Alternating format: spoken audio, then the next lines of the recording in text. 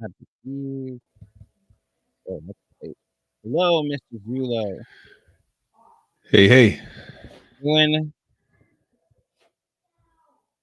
how we doing? good. I'm good. Good news on the Knicks front, obviously. With Anunoby making his return. You're a bit underwater there, bud. Oh, am I? How am I now? A little better. Let me see if it's my mic How or about my lost you. how about now? A little better. Anyone else in the room hearing it okay, or is it? It could be just me. How about now? There you go. There we go. You're Okay. ready, loud and clear. Clearly, playback has not taken my note that people go underwater. How is everybody doing? OG Anunoby makes his return tonight. He will start alongside Josh Hart. Were you surprised that was the starting five? A little bit, yeah. I thought. I guess I was leaning a little more in the sense of like getting a Hart back in the reserve units, injecting some life into that spot, preferring the size of Achua and OG, but I can't argue against just getting your five best players out there. So I agree. I'm fully in line with the decision. A little surprised he went this way, but I get it. It's perfectly viable, 100%. I also am surprised that he made this decision, but I also agree it's probably like I think both ways would have. Lost Andrew here. We'll get back up in a second. My thing with the Hart, with the bench unit for me, it was more of the sense you had obviously quickly as your spark. Hey, he's back and underwater, but we'll get that. I'm sure that'll get fixed in a second here. My point regarding Hart was the group, the reserves lost quickly.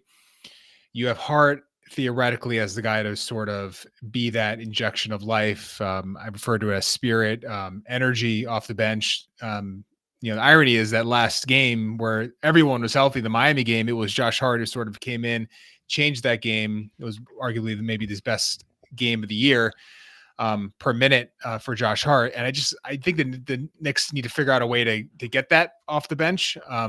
So maybe that's going to have to wait for Julius to get healthy, but that was sort of where my thinking was in terms of maybe sticking with Precious, getting Hart with the reserves. But listen, this lineup that they're going to start tonight is very versatile. It's they're shooting. There's obviously the defense. I mean, this lineup should defend really well. I'm curious off the bat where he goes in the Maxey matchup because it would be a tough cover for anyone, even of OG stature. But I mean, to ask him to chase Maxey around game one after a long absence is going to be tough. He might just end up doing it, or he might go Hart or DiVincenzo. So curious in that regard how he's going to match up with Maxey here. Did you see Josh Hart saying like he's playing 40 tonight? Yeah, Did yeah, you no, take it's any stock in that. Yeah, I certainly take stock in the fact that Josh Hart is going to have zero sympathy if OG plays 40 minutes first game back. Considering all the games he's logged over 40 minutes consecutively for one, Mr. Josh Hart. But yeah, I'm curious how the minutes are going to go. I wouldn't surprise me one bit if he's at 38 minutes OG by the end of the night, but I'm hoping it's a little less than that. But Mr. Macri. What's up, boys? Hey. We were just talking about the decision to for this specific starting five. You tweeted, John. This was your gut feeling that he was. I was always pretty. I phrased it a few different ways over the last couple days that I've either written about it or talked about it. I got the logic behind sticking with Precious in the starting five totally for some of the reasons you just explored. My gut feeling said it was going to be Hart because I think if you're asking like what's the better starting five, I think Hart is the better starting five and makes the better starting five. Yeah, and it might be just as simple as that, right? Get your five best out there. That's a sight for sore eyes. So just some standings talk. If the Sixers win tonight, I believe the Knicks drop. It's a 3-way tie for 4th, and the Knicks would fall to 6th because the first tiebreaker in a 3-way tie is division leader, which the Magic would have because they lead their division. The second would be head to head, that's how you do Knicks Sixers, and this would be tied 2-2. And the third, I believe, is conference. Isn't it conference? Oh, the Knicks are better, so we're good. I didn't know if it was division or conference. So, well, it might be division. The Knicks are better. It might be divisional tiebreaker. It might be division record within the division. Right, which the Knicks are better in both senses. So the Knicks are 7-5, would be 7-6 in the Atlantic, whereas the Sixers would jump to 7-7. And the Knicks have a game left against Boston. Right. They also have games left against Brooklyn and Toronto. So we'll see. Those look much bigger now. All right, we have tip off. Look, all the games are big from here on in. Yes, they're all huge. I agree, but specifically those. Yes.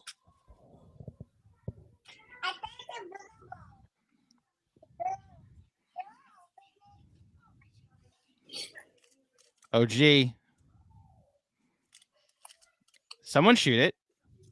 Okay. Already better offense than the other night. Well, maybe not the first shot you wanted. Ball went in the hoop. It's better offense than the other night, John. Well, but what did I say? I said I think it really was like a snowball going downhill the other night, where they just nothing was going in, and it started to get in their heads. Well, listen, it was OG driving that closeout, immediate rotation he caused. Knicks weren't getting that no on Sunday. Ooh. Looked awkward, right? Yeah. Paint's wide open. Come on, make that. Hey! That's cool. That's cool. That's really cool to see. I missed you. I'm going to cry. Oh, my God. I missed OG Anunoby so much.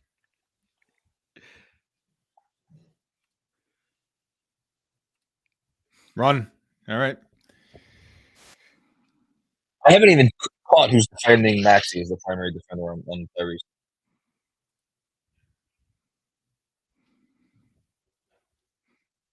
Ooh. Okay. All right. Kind of start we needed. What's our favorite line from the town, John? Not fucking around, squad? This is the not fucking around crew, baby. Crew, excuse me. I mean, look, the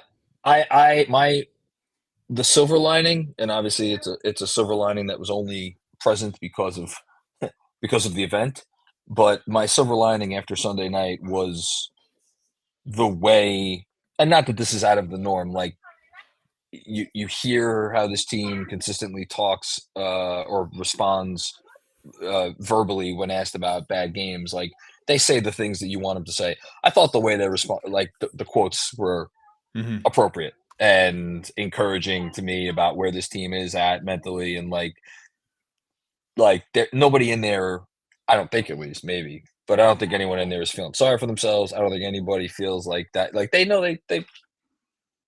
they played like shit, So, like, what else is there to say? They played like shit. Yeah, and you get the added benefit of one of your guys back. I mean, that's got to be a galvanizing. Just so you not only do you have we're going to get them back after a poor showing, we get one of our best players back to sort of help right the ship on its own. So, yeah, man. I mean, I had a friend that was really into betting. He would talk about this theory of biorhythms, which is a completely like debunked scientific theory of like when it's based on like if a team is coming off a loss, they're more likely to win, especially if it's against the same team and that whole thing. So you get that plus the OG coming back. They're clearly firing on all cylinders, at least in these first few possessions. So I sort of expected that. So it's nice to see though. And nice to see Hartenstein again out of that. They're going to blitz Brunson. He's going to really need to perform in the short role as a passer and a finisher. So really cool to see that again. I didn't get a chance to ask you, DJ. I talked about it briefly on the pod. I thought Hart, for as much as the team played like awfully against Philly in the first game, I thought Hartenstein looked physically, like how he moved around, I didn't notice anything bad. No, I agree with you. I thought the Yeah. last 2 games he's been physically just the guy that we were used to seeing. The guy in January leading one of the best defenses in the NBA. I agree. He had 1 rebound where he literally was the one nick around 5 76ers, and it was in the second half, and he just willed his way to the ball, kicked it out for a DiVincenzo 3, and it was like that's the type of play that we were accustomed to that just wasn't there with the same degree of frequency. So I agree with you. Last 2 games, especially the Orlando one, but even the Philly game, I thought he's been physically pretty phenomenal. Yeah, no, totally, and that's so necessary. And I listened to most of the low post episode that dropped today with Kevin Pelton. Mm-hmm. Didn't get to the part, but apparently I saw somebody tweeted about it or something that they mentioned Hartenstein as like a legitimate consideration for all defense, which he hasn't. I can't believe I'm the one saying this. I don't know if he has a case just because he was in there for the last 2 weeks or last 3 weeks, I guess, of December when they were the worst defense in the league. And not saying that he played poorly during that, but it was just like a reminder that he's not one of these centers that can elevate a bad defense by himself. Which, like, look, when you talk about the 10 best defenders in the league, those are the nitpicks you have to make, right? Absolutely. It's fair, but nice to see him get some love on the low post. That's cool. Yeah. It's a good shot. Yeah, I don't mind that. I fucking hate Kyle Lowry so much. Go away. Go away. I almost wish they had signed him just so he wouldn't play for another team that is going to have to play us, but alas. And he has the most annoying foul reaction. The hands up. Oh, what'd I do? After he like clotheslines a guy. That was great. Oh no. Josh Hart hit that. Okay. Look, he's got to shoot when he's open. Okay.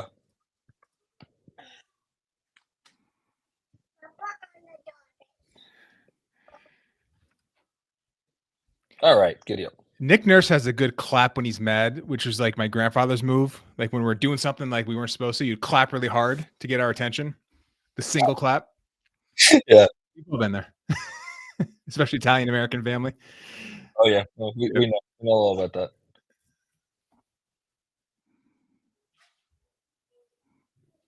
Oh, Nice. the Beautiful. room to operate. You see Tobias not commit because OG's there. Good call. Oh man. Different world. Yeah. Oh my gosh. Fuck. All Good right. shot. He's a good shot.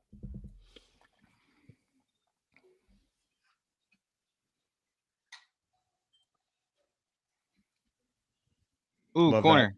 Oh, good pass. Ooh, good look. Great good pass. Look. All right. Well, connect. The ones that were clanking the other night are going down.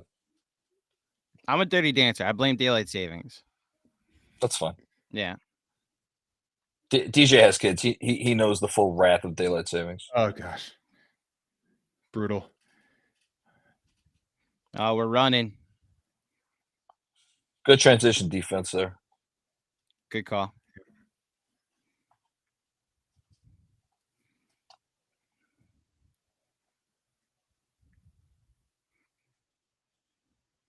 Ooh.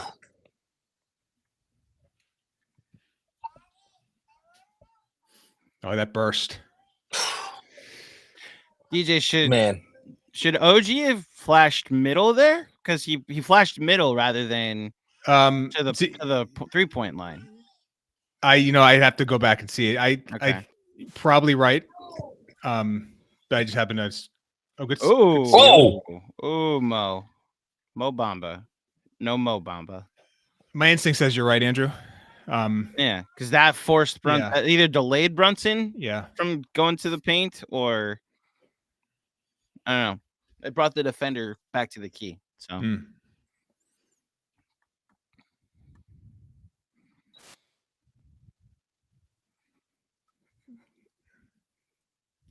Oubre's giving him some problems. Yeah, the length. Knock this down. I missed you. Yeah. I love that. That's 2 Josh Hart assists where he could have shot it off the initial pass and he swings it for the better shot.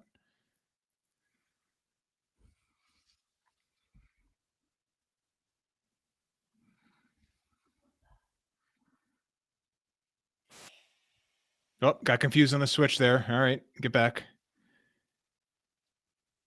There it is.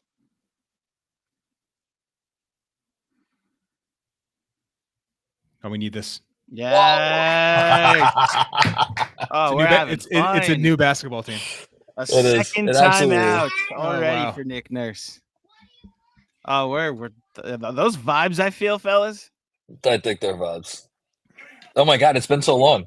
Not that to feel the vibes, like there've been good vibes over the last month at times, but this is different. And listen, Josh Hart has, I think, 3 assists, 3 threes.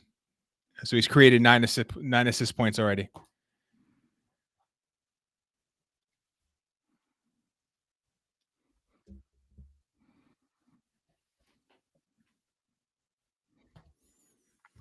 MVP so far, OG Surgeon. Indeed. Glowing reviews right off the bat. Cosign. Oh, they going in. That is more than a kiss cam.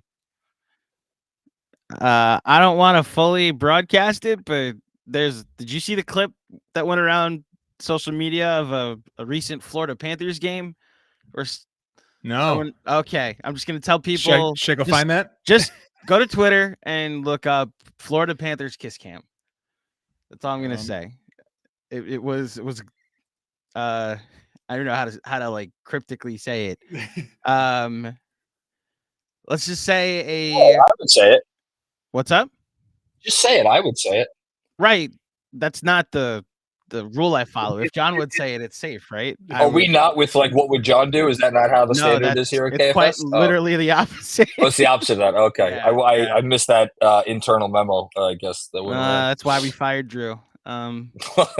Listen, there was too many internal memos. I think it might be that Drew quit, but regardless, it's just go to Florida Panthers kiss cam. That's all you got to type into Twitter, and you'll see a dude's girlfriend or significant other make a gesture when the camera panned over to them, is all I will say. I mean, this is really upsetting because I don't. All right, I'm gonna just go ahead and look at it. That is enough for what I have to say. I'm getting it up there. Yep, I've said enough. I may even just like find it and send it to you guys.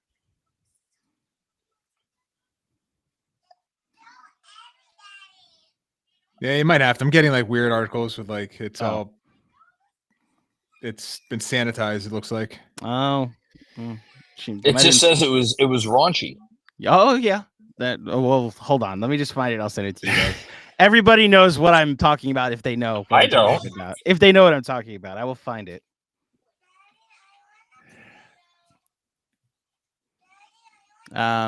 Thoughts early on, fellas? Just vibes. This is awesome. This is awesome. Yeah. Yeah. Look, I think they're sometimes just getting a guy of this stature back and imbue a team with enough confidence at both ends. Like, are the quality of the shots materially different tonight than they were on Sunday night? A few of them, sure, but like to the extent where we have this start versus the other start, I don't think to that degree. But just having this dude back, I think it really does. It gave them a shot in the arm, and defensively, you've already seen the impact. Mm-hmm. I have put said link in the playback chat. Oh, that's Reddit. Hold on. I'm pulling up the Twitter link. Hold on. Okay, so there's a basketball game on.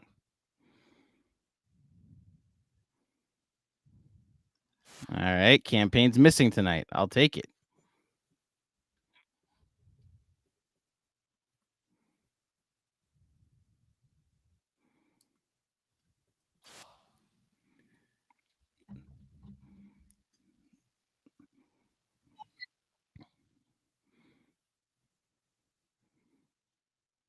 Oh, Ooh. oh, oh! It doesn't flush the first time; it flushes the second time. There you go.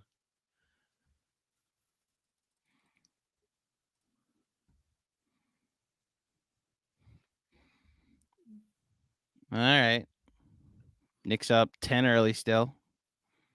Yeah, and I don't know if this is Maxi's normal rest time, but seems Yeah, a true. bit early. I don't know. Maybe, And concussion. Precious is at the table. Do we think that's for Hartenstein, or is it for Hart or someone coming in with the second unit? So my prediction, I think. What was my prediction in my newsletter? My prediction today was that Hart would start. I forget. I think I said Bogey would come in for Hart, but that looks like it's going to be wrong. So you think Precious is coming in for Bogey? For Hart. You know what? Actually, I think it might be iHeart. No, I stand corrected. I bet you Precious comes in for OG.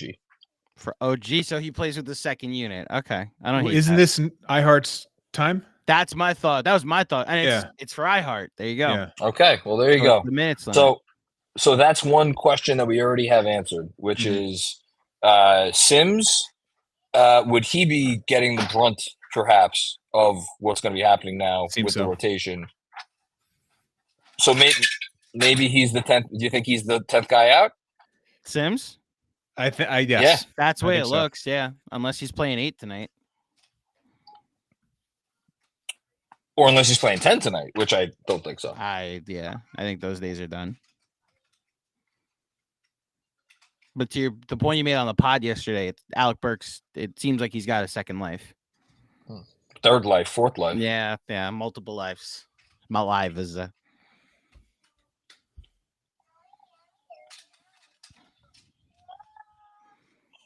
Ooh. So I got Buddy Hield in the game now, and that's him guarding Brunson. Oh, he knew one more. Oh, he tried to sneak it in there. Yeah. Good idea. With Precious rolling, that's really tough. Yeah. With Jericho rolling, that's different because you have the vertical space. You can get it. Yes. Good point. Can't punch a guy. Oh, man. Now, the smallest amount of grace to the refs because that's really tough to see live probably, but still, screw them. Pop that. Put it up. Oh, good rebound. Oh, Brunson. Good closeout. Okay. Oh, it's a lot of last second shots are forcing him to take. Third one. We've got the ball with seconds on the clock. So he's clearly rusty, and they're up 21-9. Mm-hmm. Yeah. So I thought the Sunday game, they obviously played fine defense, but they did lose Hield like 3 or 4 times. That was probably the one area where they weren't great. So that's a deep 3. Talented offensive player. Wow. Yeah, you got to make him pay for it at the other end. Did you notice that with the starting unit or with the bench unit? Like who was on the court when they were losing? It was DiVincenzo a few times. Oh, really? Okay. I don't know if that was with the starters or with but it was. Oh, great move.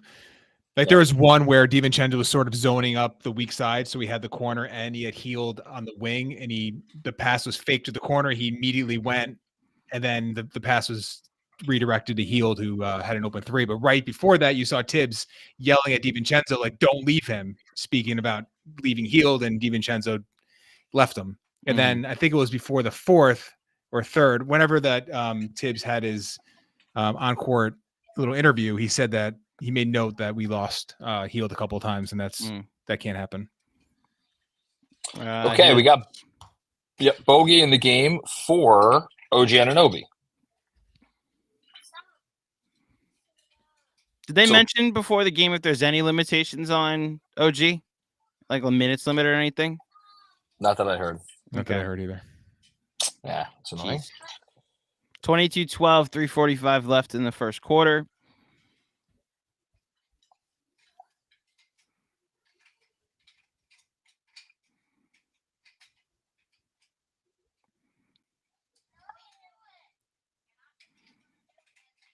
Ah, Well wow. done. That was Pop that. suffocating. Oh, all right. Mm. That's a lot of bodies. All right, reset.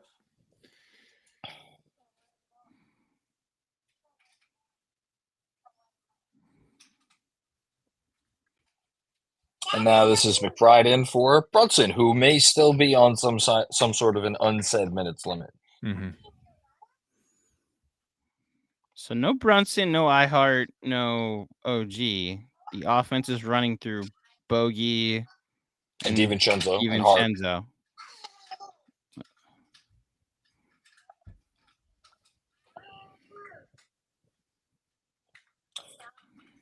Speaking of Bogey, I saw was it NBA University had a stat of the guys who were taking the most. I think it's jump shots off of screens, like catch and shoots off of screens, and Bogey was on it, and he's shooting actually a higher percentage off of those specific shots in New York than he was in Detroit.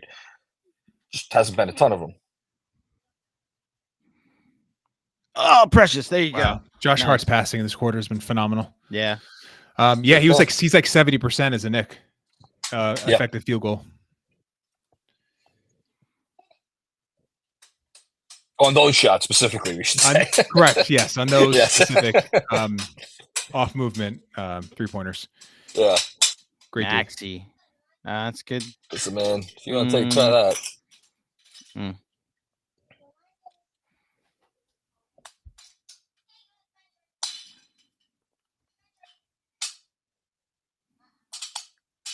We're at 223, Jessica. Side refresh.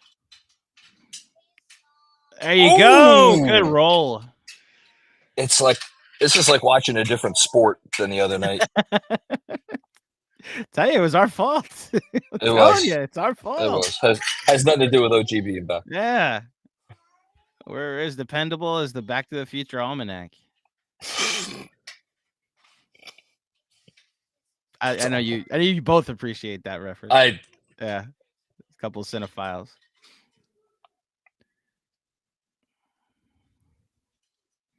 I mean, it's a really good defensive lineup in right now around Bogey, which I like. Like that defense. Oh, DiVincenzo was.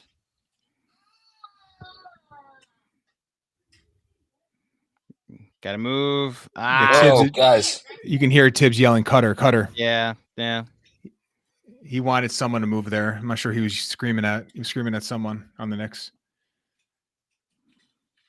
How much DJ do you think some of this stuff like that is just like could Bogey and I guess Burks, even though he's not in the game right now, still be like kind of getting used to playing with these guys? I think so. Yeah. I also feel like there's certain guys that specifically to cutting, you just sort of read that, and I think it's a hard skill to build in to like an offense. Is more like reading react type stuff. Okay.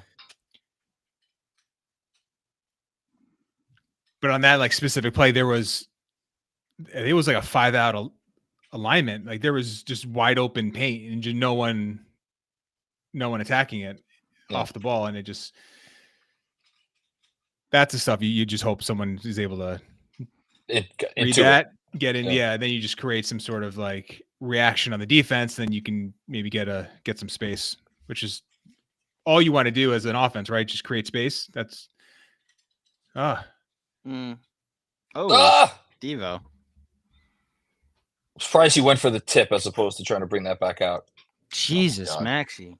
I mean, Maxey's been damn good. Mm-hmm. I gotta tell you, I wouldn't feel terrible if I were Philly right now. I would to an extent. Yeah.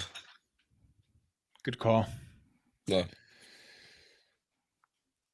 They were able to muck it up the other night, and they only scored 78 points. So 79 points. So like the Knicks looking much more competent on offense.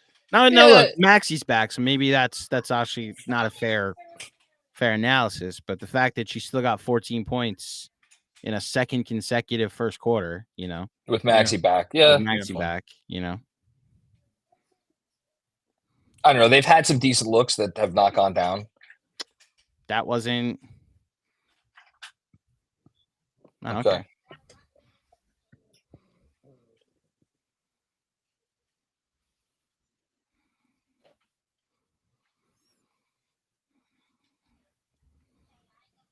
So only 8 men in the first quarter. I get when Hart was saying he's going to play 40 tonight, he was talking about himself. He just didn't realize it. Uh-huh. Yeah, and like, sorry, not to get off topic, but like, and I agree. As of right now, I would guess that Burks is coming in. But like, I saw a bunch of people saying, "Well, OG is going to be on a minutes limit. Maybe, I think Tibbs might go to 10 guys." And I didn't kind of understand how that translated because I'm like, why would he play Hart or DiVincenzo for that matter materially less minutes tonight? Okay, maybe 36 instead of 40, but I still think he'll push those guys, and he's got to be comfortable pushing those guys. I agree with you.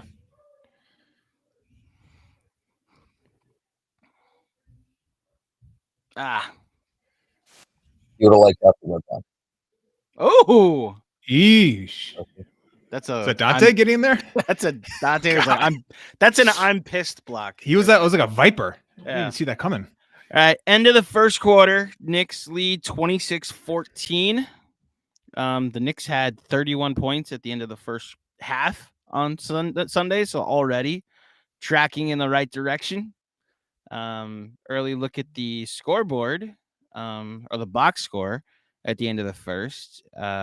Josh Hart, 6 points, 4 rebounds, 4 assists, and a steal. Dante DiVincenzo, 3 points on 1 of 2 from 3, 2 rebounds, 2 assists, 2 blocks.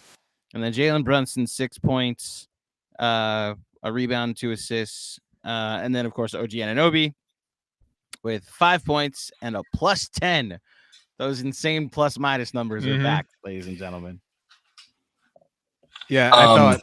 Go ahead, John. You go. No, you go, please. I just wanted to just point out again. Great to have OG back and offense flowed. But I just thought Josh Hart was just his passing was.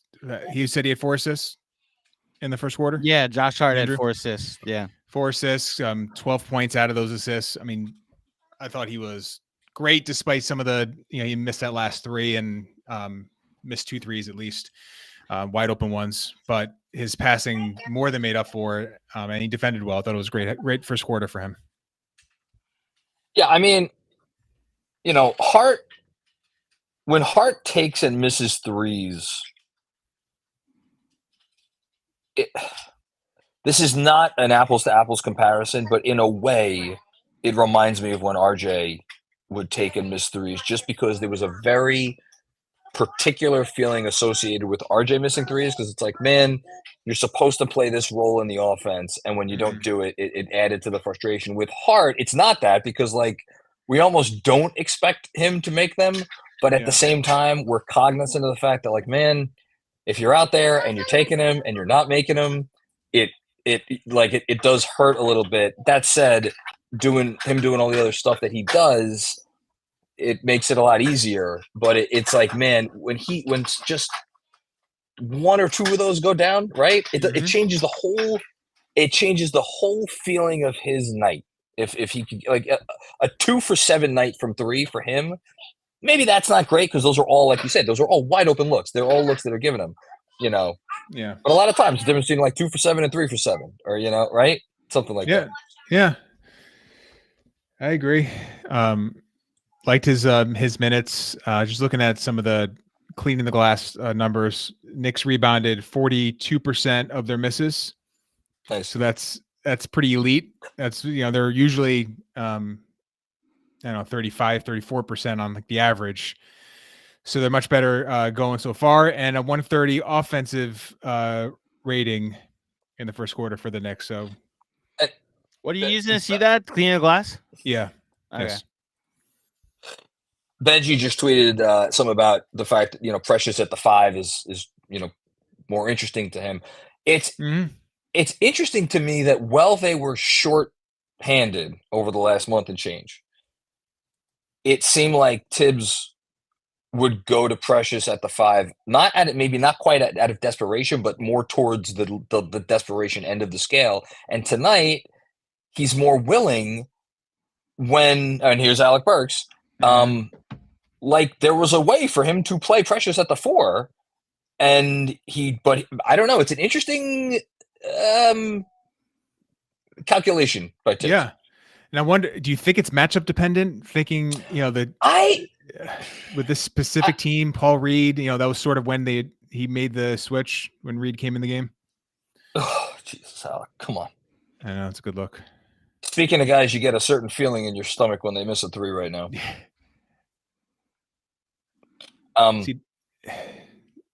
Could we just be overthinking it? And it's like Tibbs is getting his best 9 guys on the court. Like, look, Alec Burks has been a war crimes level atrocity for the most part since he has come here. He is a better basketball player than Jericho Sims on balance. Like, I think you yes, even now, right? So this gets him to that finish line, does it not? Yeah. I mean, I don't know. Maybe it's that. Maybe it's that simple. I don't know. Which we always try to assign so many. What's the analysis here? What are the different decision-making processes? But I said to Andrew before you came on, like maybe he just wanted his best 5 to start, and that was his only calculation. Which, can't argue with that. We'll see. And Ben is saying in the chat, Tibbs has a stopper on the floor in the front court and can afford to play Precious at the 5 more. I guess you're referring to OG. I mean, but we haven't seen those guys share time yet, right? Who and who? OG and Precious. No, we haven't. Yes, we have. It was like a couple possessions because iHeart was the first sub. I mean, either way, though, with Precious at the 5, you've had at least 2 very sturdy defenders also on the floor so far tonight, and often 3. Yep. And it looks like the defensive rebounding is holding up pretty well right now, which... Oh, Bogey. Oh, come on, folks. That's just a little bit too much of that. A little bit too much of that from Bogey.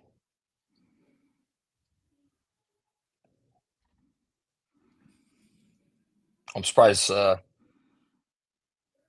That's a nice move.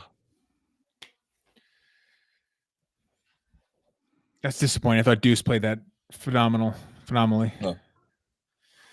Oh. So something you didn't like? Well, he doesn't appear happy. Clearly. I don't know what it was. Something. Maybe the layup that they gave up.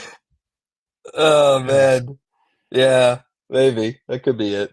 I was listening to Will Hardy. He was on a podcast. It was like a year ago. I just happened to find the podcast that he was on, and he was just talking about how he goes into every game trying to monitor how he's reacting. Like he never wants to like be demonstrative in like a negative way or a positive, and it's all about being even keeled. And he's like, you can't let every possession be like the end of the world and screaming and yelling at people and all this. And in my head, as he went through like a 2-minute thing on this, I have Tibbs in my head the entire time screaming and yelling. And it wasn't like Tibbs is doing it wrong, but it just speaks to like how many ways you can skin a cat. And there's just these coaches that are the more modern, I think, coach, or the younger coaches have a little more, they're a little more at ease, a little more even keeled. And then you have Tibbs and he's just the entire complete opposite. It's not saying one's right, one's wrong, but it's an interesting way of looking at how many different styles you can have as a coach. I mean, you look at the coaches that have lasted, Pop, Spo. I don't know if I want to put Kerr in that category because, like, look at the fucking roster that he's had the whole time. But I mean, look, to his credit, he's it's now how many years for Kerr? It's 8-9 years. They are more even keeled, right? Yeah, I would say so. Yeah, Pop probably he's become more mellow over time, but yeah, I would absolutely agree they are more even keeled than. Whereas, sure, yeah, I'm trying to think like obviously a lot of old school guys, but even like look at Riley. Riley had a kind of an expiration date in LA, had an expiration date in New York. Now, granted, it was a self-imposed expiration date, and but in Miami, we saw it in Miami. Yeah. Now he lasted longer in Miami, Right, but he also knew when when to get out too in Miami. Oh, he knew. And he gave it to Van Gundy, who was like the classic. Like, he has a shelf life of how long you can take that. Hey, the doctor's in the Does this house. the doc's in the building. Fucking you A, saw man. Daryl Strawberry had a heart attack. No, I didn't. Oh Yeah, man, I did see that. Yeah. He's recovering. He's good, but they posted a photo today. So, yeah, nice. You know, I did see that because Doc posted something. You know, just thinking about his buddy. Yeah, for Father's Day, I'm taking. So my dad's softball number when he played like for church softball was 18 for Daryl. Yep. And then I chose 18 in high school for sports and so on for my dad, but for Daryl. Yeah. So for Christmas, I got him a Daryl fitted 86 version jersey. And we're going to the jersey retirement this year. Oh, that's so great. So it's a Father's Day / Christmas present. So that's awesome. Wait, Daryl's getting his jersey retired by the Mets? Doc and Daryl. They're both finally doing it? They're both finally doing it. Awesome. Steve Cohen walked in and was like, it's full Oprah. You get your number retired. You get your number retired. Okay, dude. How does it go in? Like, GJ, you know a lot about shooting for him. Listen, I don't know what that was. I've never seen him shoot in that way. That was like I need to get this off because the shot clock's about to run down type look. Like out of the timeout. Oh, motherfucker. Come on. All right. Oh, Mo Bamba. Fake shooter. Yeah.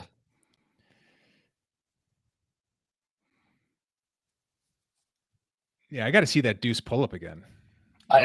Pretty. I would like to see it again as well. Stunned me.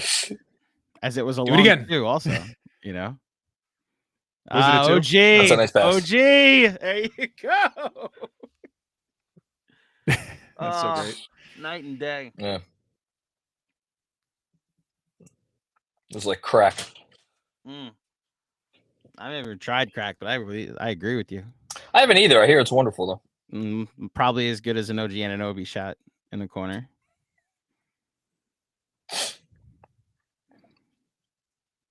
So you got your two best corner shooters in the game. Alec. I mean, I'm still not loving the no pass 18 footer. But like, come on, man. Oh, is that the largest lead of the night? Yeah, I guess it is. 15 points. Okay. Yep.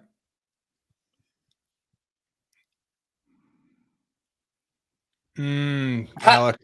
That's the second time he's lost Alec? him. Yeah. It's just all Alec? Okay.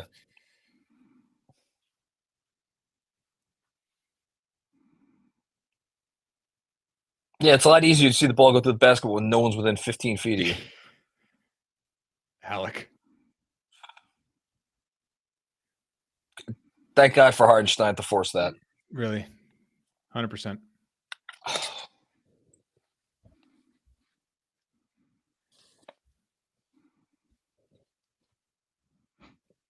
Going back to the friendly confines here. Hey.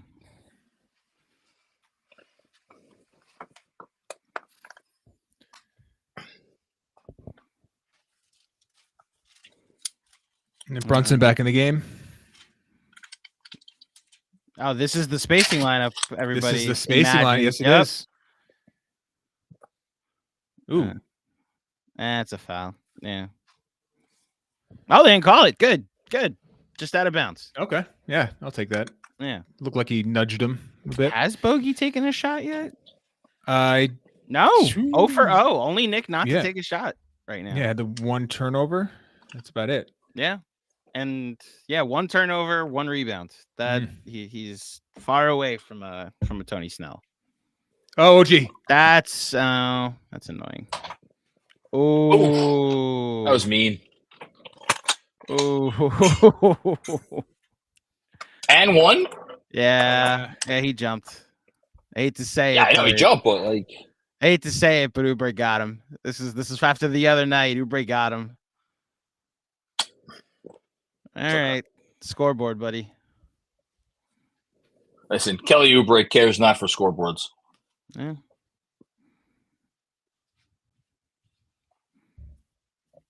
Okay, 3 fouls on 3 on Iheart. Hartenstein.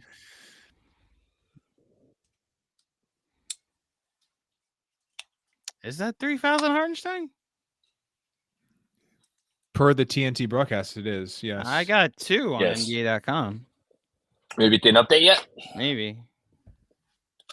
I mean, I don't know. The broadcast gets stuff wrong sometimes, so maybe. All right, you got down from 9 or 15 to 9. Mm. Good corner look for Brunson.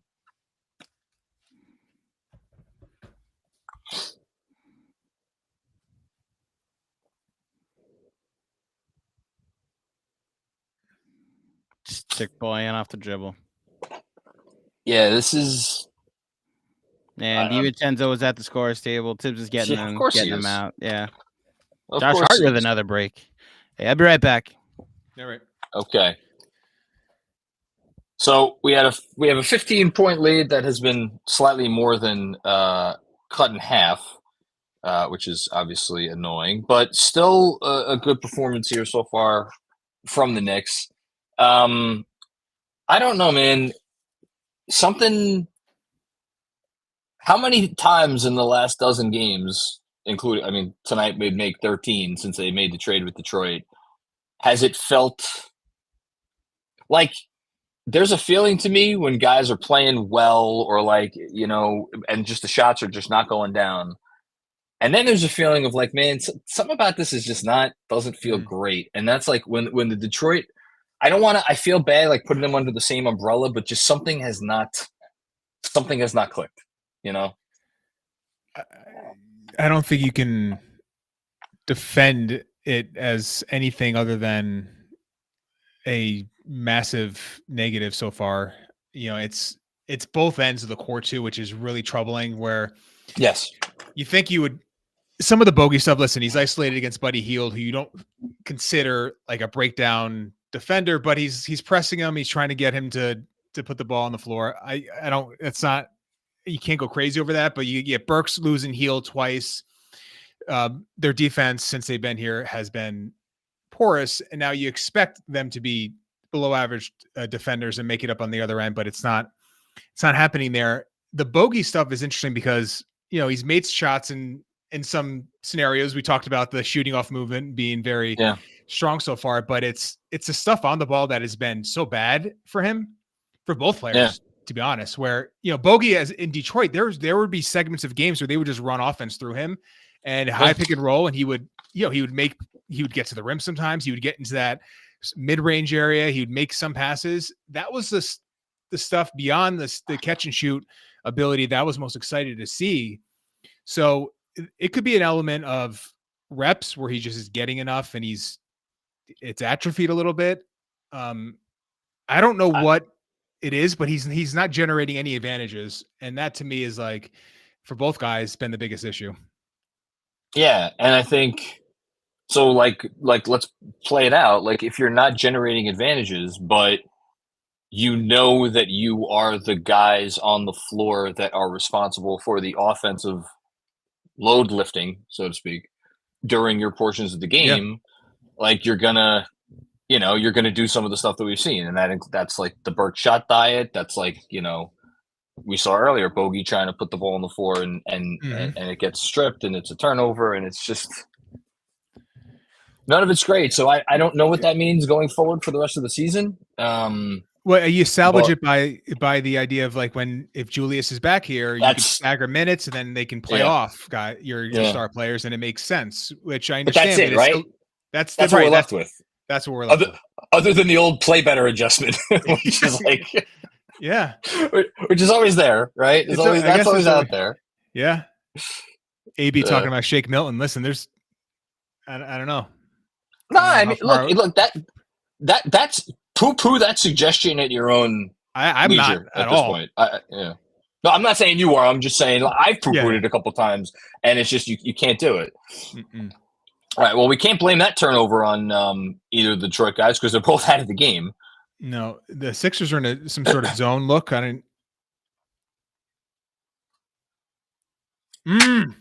Beautiful, and that And that seemed like that was Brunson playing off of OG's defense there at the top of the key.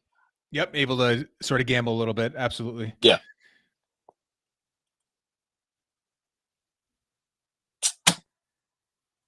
How'd that happen? I don't know how that happened. How did Hartenstein get off him? That's the original sin. I don't know how the original sin happened. Yeah. Still in this zone. Good move.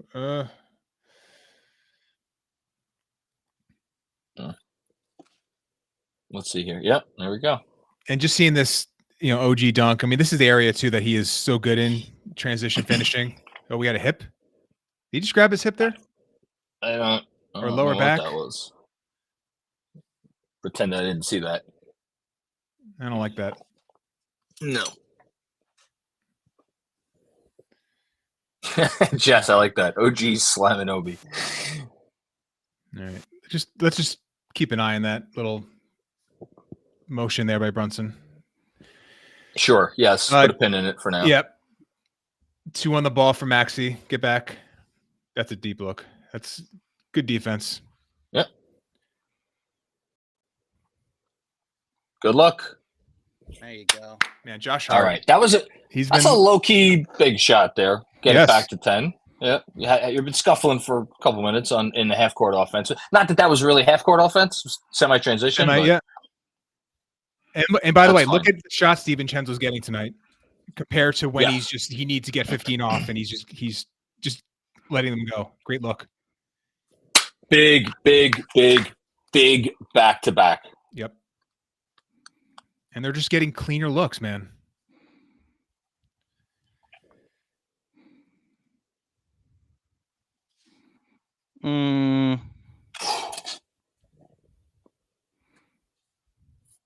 Man, that's on Brunson right there. Yep. Strong side. You just got to hug it.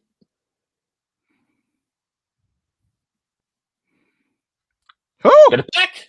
There you go. Get it back. Man. Okay.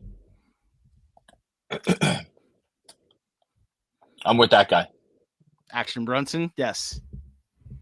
Who? Action Brunson. That's I don't know who that is. Yeah. Oh, that's the individual I just shouted out? Okay. Yes. You're with that guy. I'm with him. I'm with him.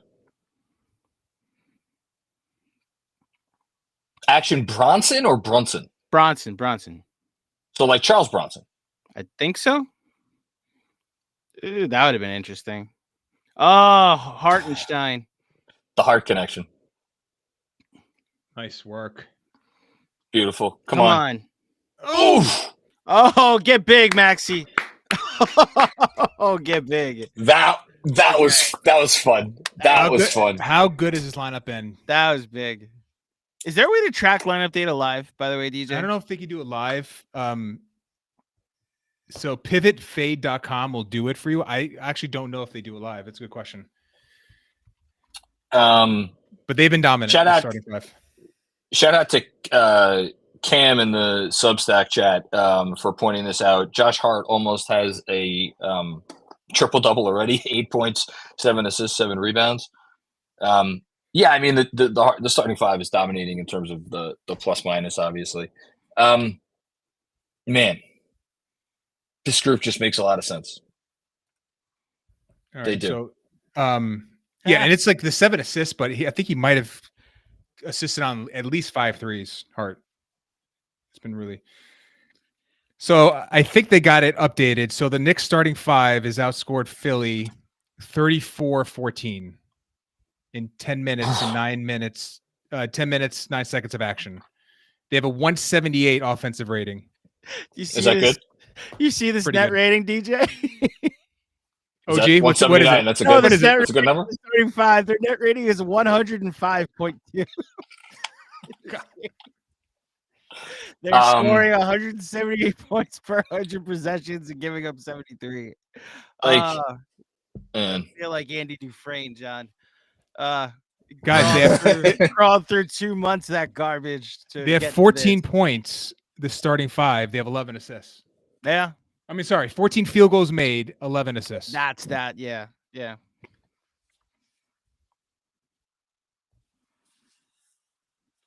It's beautiful.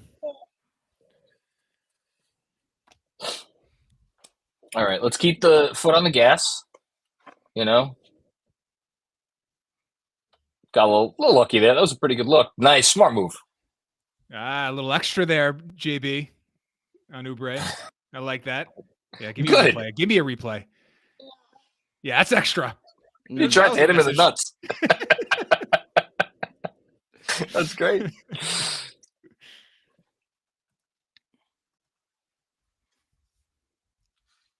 I mean, what was that? He stepped out of bounds. It's an oversimplification, obviously, but whereas for a month, you felt like the Knicks were trying to hang on at both ends. Mm-hmm. Right now, the Knicks could beat you at both ends. Like they I'm not phrasing that probably as well as I could, but like they are dangerous on offense. They are dangerous on defense. Noah Dennis, great point. This lineup allows Josh Hart to be a facilitator and less of a shooter. You're right. I agree. Great point. Is switching on with the OG matchup. Oh, all right.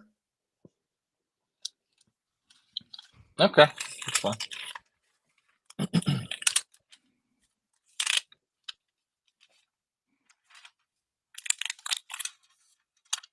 I would just like, in addition to OG Anunoby, I'd like a small pat on the back that I've been dadding for this entire first half. Bravo. Well done, sir. Thank you. I appreciate that. Great work. What's the they called it. Don't make me curse in front of my daughter. I mean, I do that anyway. But I was about to say. It's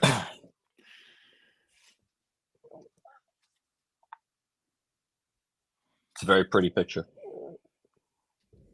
Show us the picture. What is it? Can I show them? You drew daddy. Thanks so much for that.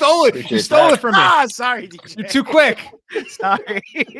As both just really wonderful friends. Thank you so much. You knew that was going down. It's a second little free throw jumper. Okay, it is 17 points. Is there any way we can get this to 20 just for my own personal sanity? Oh, love you. You love daddy? That's very nice. I don't love that. Kelly Oubre's good, man. Kelly Oubre gets a lot of shit for being Kelly Oubre, but he's a good basketball player. He's a good player. Poor guy. Ever since the accident, he really hasn't gotten it back all this year. Yeah, he was. Great call. Oh, that's a flop. Oh, That's a T. Tee him up. You think they call it? They would have called. They would have called it on if it was Brunson the other way. And he's DJ holding his hip again. I know. Just saw it again. Scaring me. I mean, look, I'm sure we're not the only ones who are noticing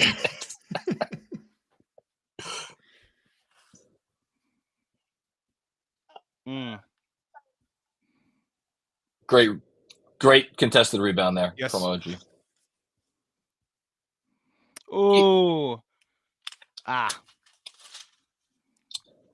guess he didn't feel comfortable challenging Reed there.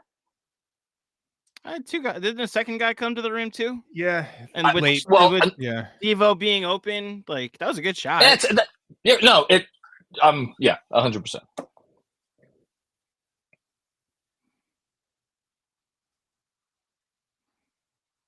Man, I was gonna compliment him before because he hit one of those on Sunday night, and I knew he was a good offensive player. I did not realize he was that comfortable from that range. Yeah, hit one from the baseline on Sunday. Yeah.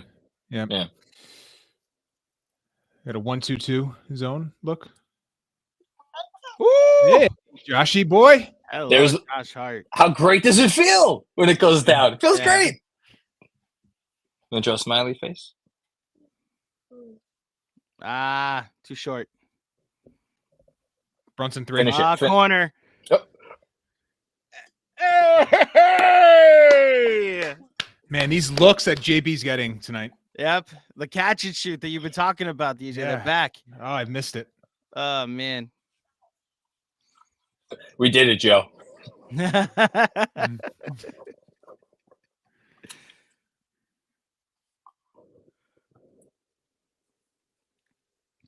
on, go into the half strong. It's not going into the half strong. That's but annoying. up 18. Can they get one more? What was that? And like, I don't know. I'd have to see replay on that one. Ooh, that's not a foul. Apparently not. Okay. All right. Strong half. Why don't you take us into the half? I'm going to go do my Zoom, but I'll stay for this. You're good. The Knicks, after scoring 73 points the other night, score 59 in the first half against the Sixers. John's going to go into his halftime Zoom for his newsletter subscribers. We will stick around, maybe bounce around the league a little bit. So thanks for, as always, this is a public playback too. So thank you everybody for tuning in wherever you are tuning in. Some stats, DJ, for the first half. Let's do it. So Jalen Brunson, 15 points on 9 shots, 4 of 7 from 3. Josh Hart, 13 points, 8 rebounds, 8 assists, 11 shots already taken. I'm actually surprised. Well, okay, 1 of 5 from 3. So that one was the one. And then OG Anunoby in his return, 10 points, 3 rebounds and assist, but plus 18. Do you want to take a guess which Nick has not taken a field goal attempt? Unless you already know. Well, John and I talked about Bogey not taking a shot yet. He has not taken a shot yet. Correct. Deuce McBride, 1 for 1. Alec Burks, 1 for 3. Precious Joshua, 3 for 4 off the bench.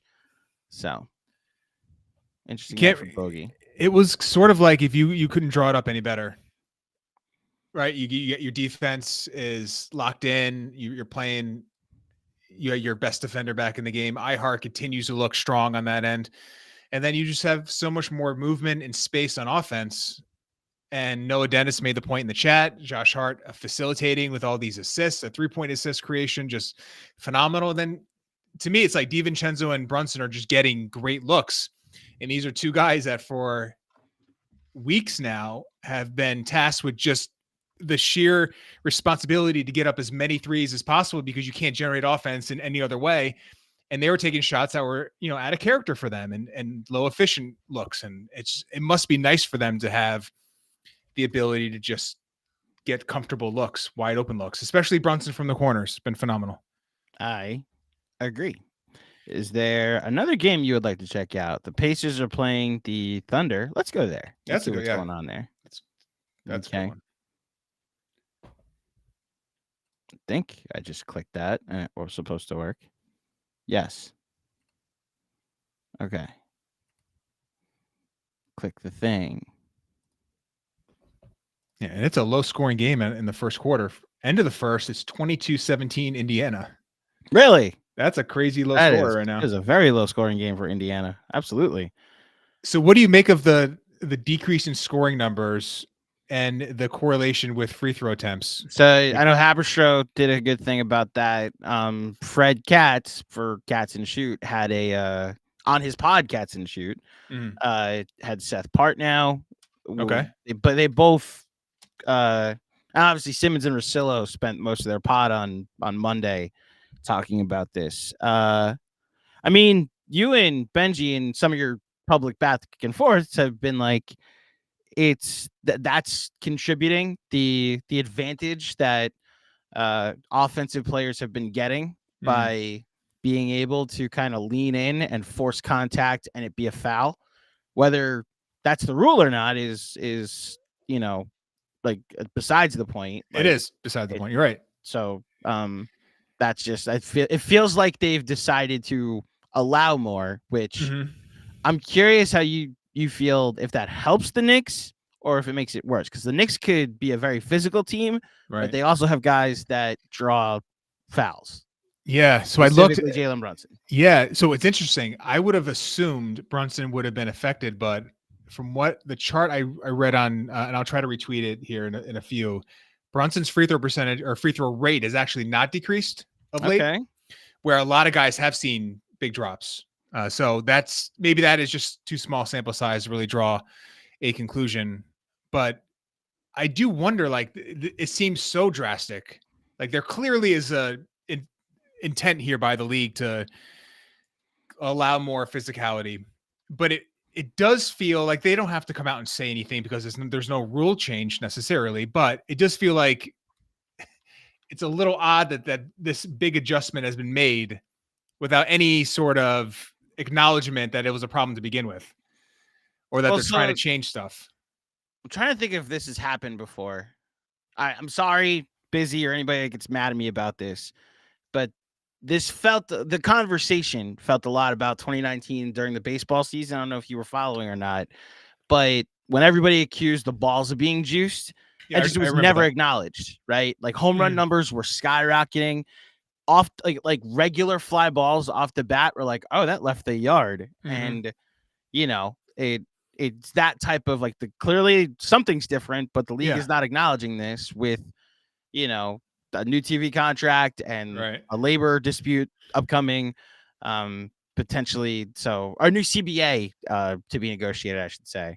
So I guess that's my thought, is that the league this is the behind the scenes, that maybe the league was like, all right, let's try 2 months of data of, making.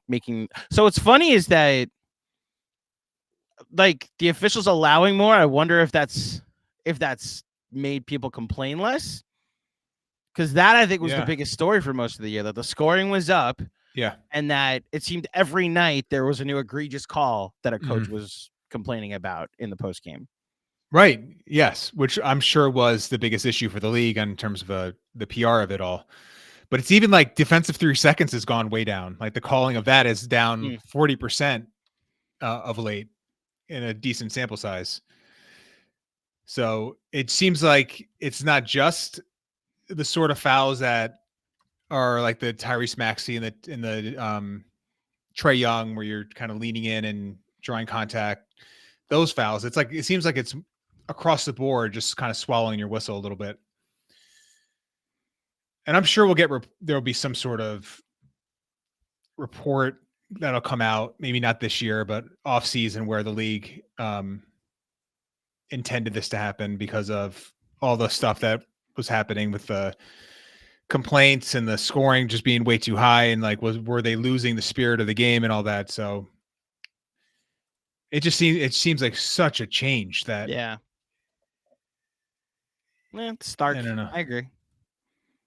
We'll see if it's actually like a good change or not, Yeah.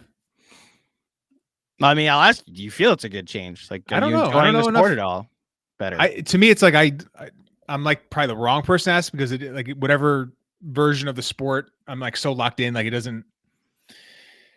How do you make that? What a shot by Siakam.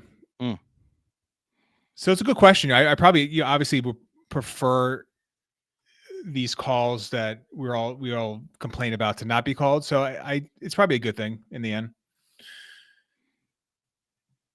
I would agree.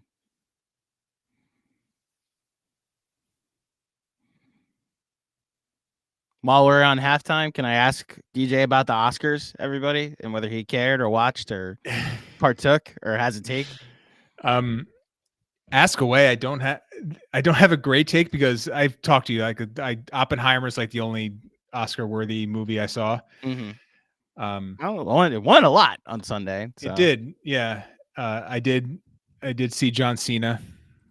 That bit was hilarious. I actually thought this was a very good telecast after we got home on Sunday night. Yeah. To flush away the memory of the basketball game I just watched, I put it on. Yeah. So I actually like started watching it on the train. Like once I got to Penn, and like said my goodbyes, I was like, I need to not think about the 73 points I just watched. And it figures the first thing I put on was Ryan Gosling as Ken, and I was like, okay, we're back. Like this will be my night for the rest of the night.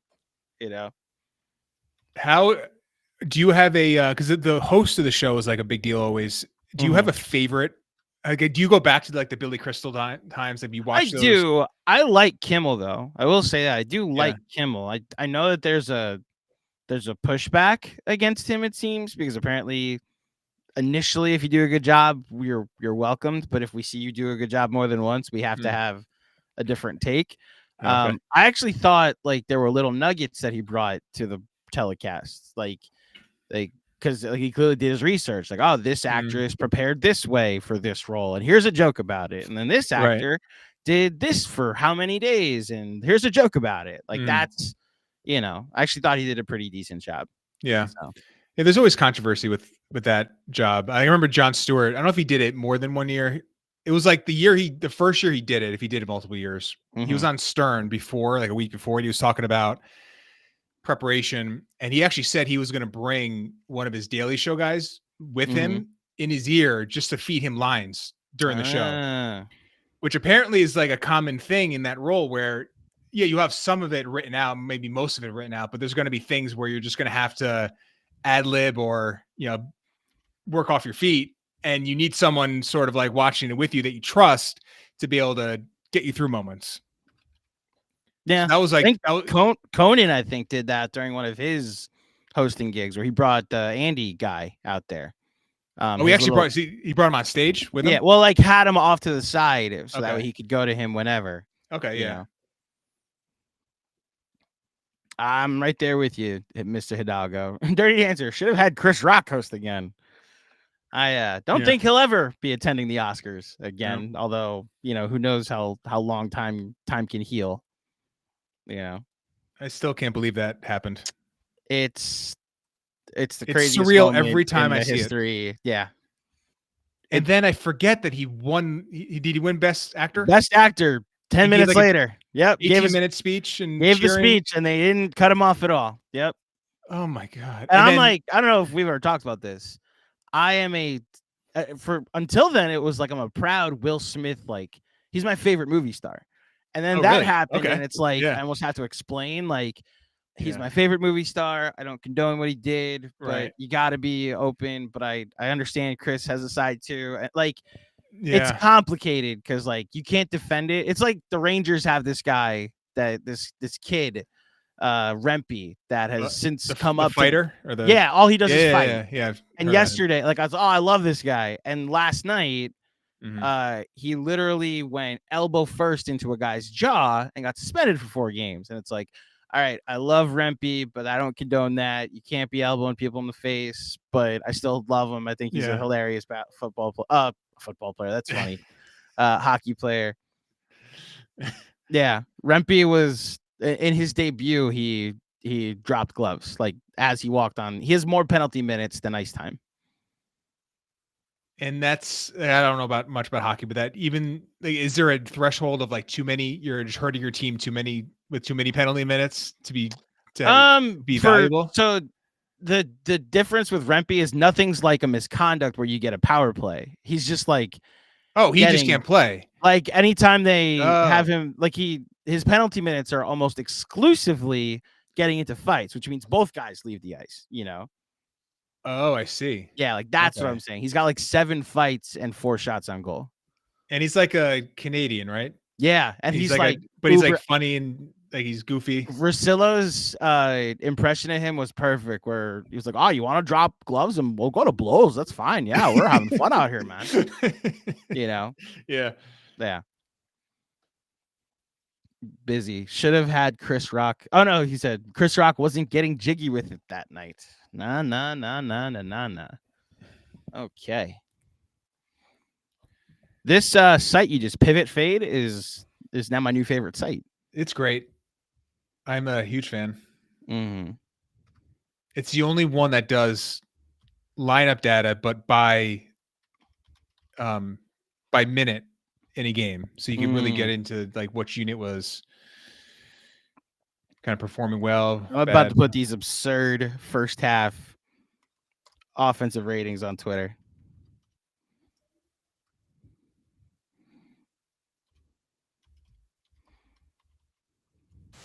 $21 minutes for Josh Hart in the first half. Yeah. Is that Mr.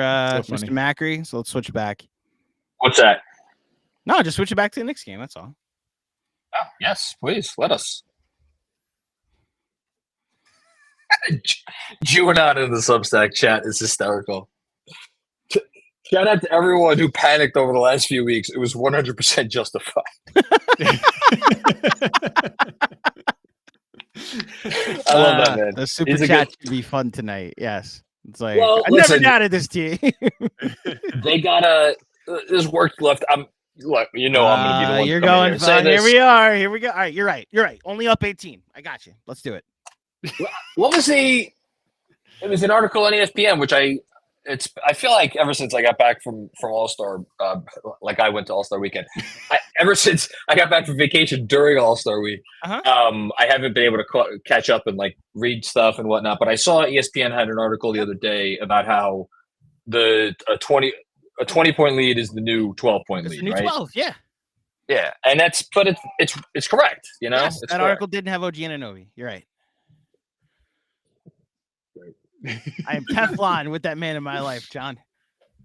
Listen, my quarterback might be the vice president for Robert Kennedy. I need to enjoy this tonight without any stress. Okay. That's a sounds like a personal problem. I'm not even kidding. Like, this is enough. If this goes that direction for me to just be like, you know what? I have fantasy football. I have the Sunday ticket. I'm good. That's my football intake. Greg Anthony going t-shirt with the jacket, sports coat. Interesting. I don't know what's going on with that there. Casual Tuesday, I guess. Benji. What's he doing here? He's Benji going. Benji, you're off tonight. Your presence is not needed. Oh man, Benji, I love you. How'd you do tonight, Benji? I know you play ball on Tuesdays. Probably better than Bogey, to be honest. Benji could take all the victory laps he wants. Oh, he's sick. That's not good. Is that from watching Bogey in the first half? Probably. No, it's from running victory laps for his stance on the trade. So it's a wear down. It's a usage injury. Gotcha. Yeah. It's a high usage injury. Ooh, shoot it. Damn it. Kelly Oubre. That's annoying because it was good defensive possession. Mm-hmm. Yep. Have two games. Busy. I blame Tibbs. Thank you, Busy. Busy, that is genuinely funny. I'm flaming that. That was good. Okay, so they had 21-point leads down to 15, which in the NBA is, again, it's nothing. Unless you have Josh Hart on your team, apparently. Mm-hmm. And what is he holding? His left hand is on the possession previous on the defensive possession. Got hurt somehow. Not sure why. Not sure how.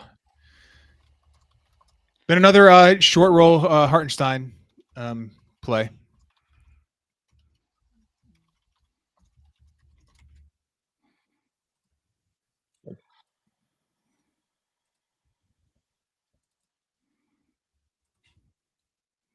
Ooh.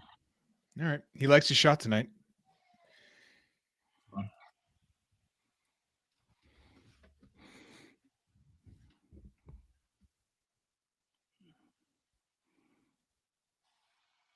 Mr. Crockett, how are you, sir? Hey, Dave. A nice little fake by Hart. Right. Oh, float it. And no foul called on top of that. A little insult to injury there. That's just Kyle Lowry doing Kyle Lowry things. Early timeout? Nah, he's gonna let him play. I don't think so. But that's letting him play. I was curious if you would. That's an annoying 4-point swing right there because that should have been easy too. Mm-hmm. And the fact that it turned into a steal gave them essentially a transition opportunity. So, not what you want. Yep, easy foul call. Easy foul call. It's so incredible this team is still the best offensive rebounding team in the league without Mitch. Yeah, it's why. Isn't that wild? It's nuts. He's the best in the league, and they just are just still the best. The team just is maintaining. It's crazy. It's like if you took Halliburton off the Pacers and they were still the best offense in the league. Yeah, you're right. Well, actually, they're not the best offense in the league anymore, but you get the point.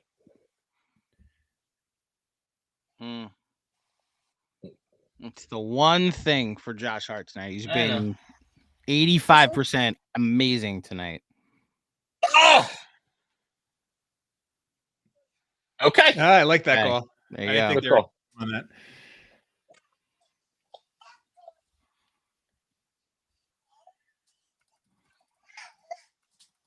Nick Nurse is a serial complainer, man.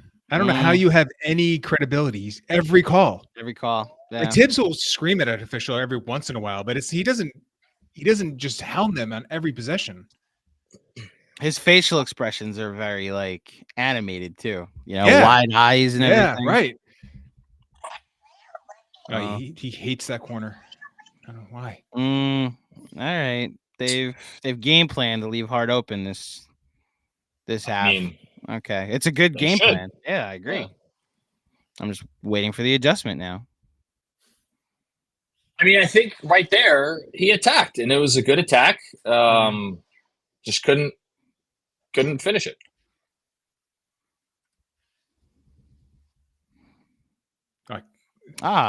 It's a good pass. You should shoot that. Oh. Lots of turnovers here. All right, get the TO ready. All right, here's the TO. Here we go. All right. So if 20 is the new 12, is 12 the new 3? 10 feels like the new 0 right now. I mean, it's look, good timeout, but you're what I don't like is that the Sixers are not beating you in this half. You are beating you in this half. You don't think they're forcing it?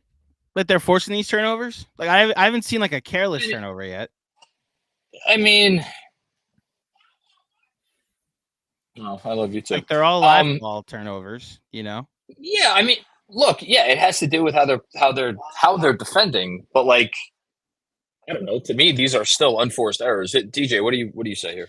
I mean, I think you're both right. But the OG one there, it felt like you're just not being clean with the ball, and it's a little loose, dribbles high. Yeah, that one. Sure. I'm still thinking about the Josh Hart one where they were I didn't left mind him that one as open. much. He drove and they rotated to the passing lanes.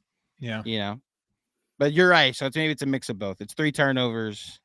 It's not what you want. Yeah, I mean, for the game, what have they had? 3 in this half? So they have 8 for the game.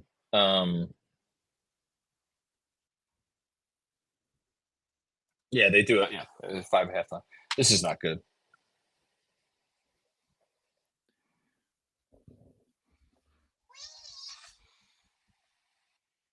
Oh, I thought that was her singing for a sec.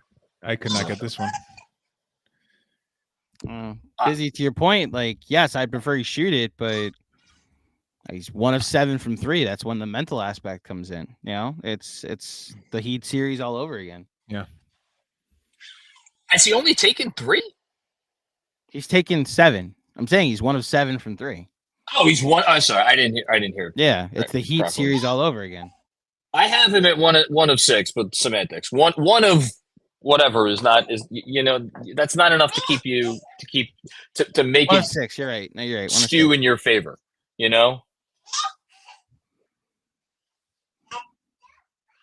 Okay, fair point.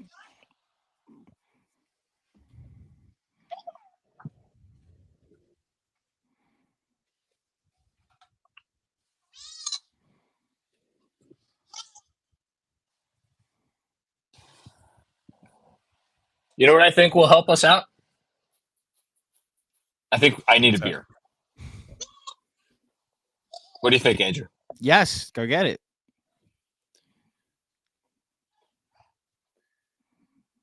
Benji's got a question for you, DJ. Benji, don't you like OG off of Maxey more than on him? Yes. Generally, I do. I thought he's played him really well tonight, though. I will say, I thought McBride's been really good against Maxey. I don't feel like he's been tasked with guarding him the entire night. I feel like it's been like a possession thing, and he switched on him a few times. But I will say, I like in this sort of 76er team, I'd rather have OG as like your free safety roamer, allow him to sort of do stuff off the ball versus trying to chase a guy that has a clear quickness advantage. So, but I thought he's done good. He's done well in the minutes, the possessions that he's played him. Good defensive play. Josh Hart this half. It's okay. It's early. I like that. I like the attack there. Yeah, you have to do you're either shooting it or you're getting downhill. I didn't see if there was a kick out that he had. I didn't either. But it's it's but I thought I don't know. I liked the look. Ooh, all right. Ooh, 9 rebounds for Josh Hart.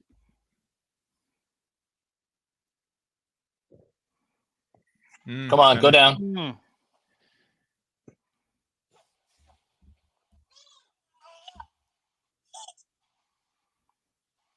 Oh, Dante. 10 rebounds for Josh Hart. Spinning and winning. Please. Hit it. 9 assists. Needed that. That was big. That's a Josh Hart pace and rebound, get out in transition. He's so good at that. Yep. Yeah, you've been clipping that a lot on Twitter, right? Yeah, where he kind of rebounds and goes and creates a good look. Yeah, I love it. Yep. Steps. Thank you. I think Andrew, these are the games that make your friends in Philly say the things that they say about Tobias Harris. Yes, the experience, indeed. It could be an experience. Oh, and 1. I love that. Oh, I love the screen too.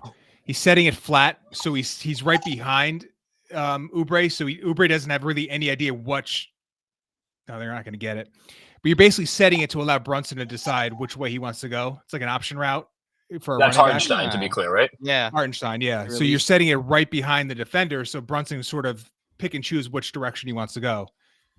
And it just creates confusion because as a defense, you don't really know. You have no idea which way he's going. This may be a super obvious point, but is that the sort of screen that's better to do really high because you get the runway? So you get downhill. Yeah. Runway. Okay. Yeah. Good question, John. Yeah. Listen, I have my moments where I know how to ask the smart basketball person the thing. DiVincenzo back on Maxey. That was a little easy. What was that? It almost looked that was because Hart made that gesture afterwards, like maybe there was some confusion there or something. I don't know. Same screen again. I like that. 2-man game. Ooh. Wasn't expecting that. Oh! Welcome back. Hello. Have you guys thought he's been a little better off the dribble at times as a Knick than we thought he would be? Specifically at the end of his, like before he went out. Yeah, like he was starting to develop it a little more. Yeah, the Denver game in particular. Mm-hmm. It was like, oh, you're Kawhi Leonard. Got it. Right. Okay. So that's why it's good to see he still got some of that left. I think he's looked comfortable on. I don't know if he's taking one tonight on little middies, right? Yeah, he got one. Yeah, his first shot was a midi. Yeah. Here it is again. Josh Hart pushing it. That's a foul?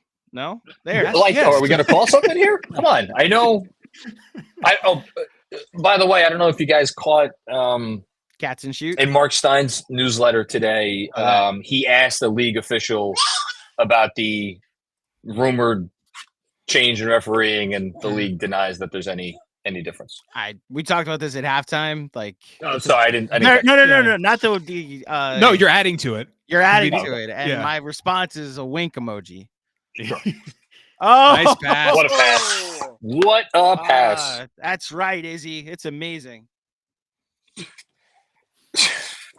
I love your daughter. Why? She's excited. And I'm sure everybody watching along loves my daughter too. Yeah, it's a family affair.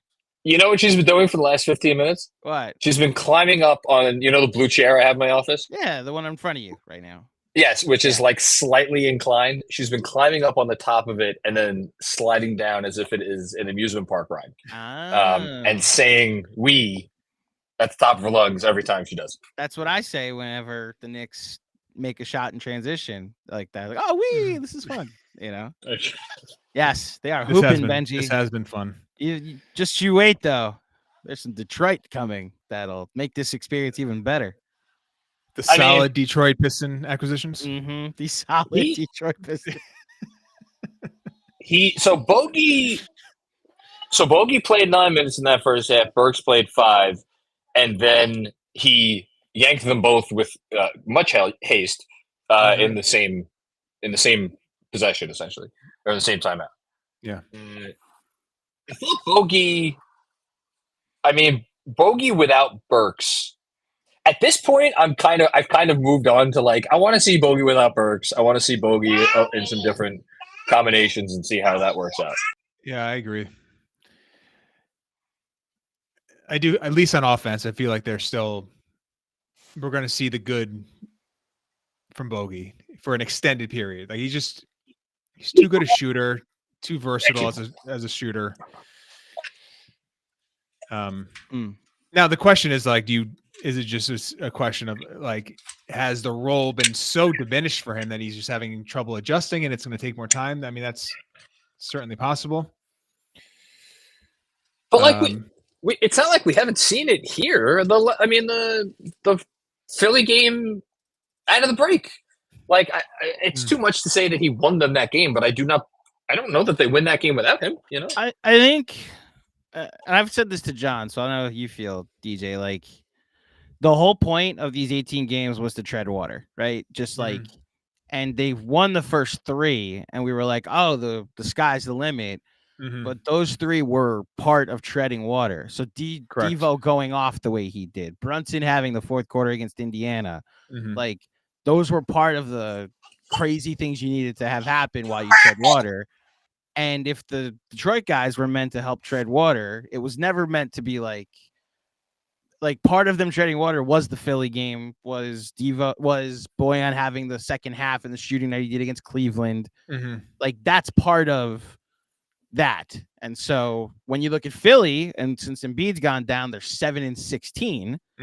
Whereas with us, it's a manageable 8-10, and they dropped 1 seed in the East. So I wonder if we graded on a curve and never see them again once Julius comes back. Yeah, I mean, look, it's a fair way of looking at it. I will say, like, yes, treading water occurred, but I feel like it was despite their performances. But like the 2 games they helped win. Well, okay, I shouldn't say anything. The 2 games Bogey helped win are part of the treading water. Like that's maybe fair. 6-12 without him. Right. You know, so that's the way I'm therapizing myself to make it so that way the trade isn't a complete disaster. But you know, I'd like to draw an analogy. I think Benji Riddle's tonight in the chat is the Bogey Bogdanovich of our group here. Yeah, Benji, what say you, sir? I mean, clearly Benji can't handle a head cold, and he's lashing out in the chat. That's 10 assists for Josh Hart. He's weak. Awesome. Triple double. 15, 12, and 10 for Josh Hart. There. Hey. Get up.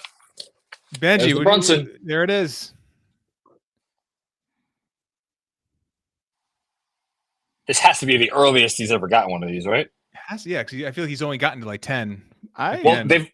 They've all been this season. I know that. Yeah.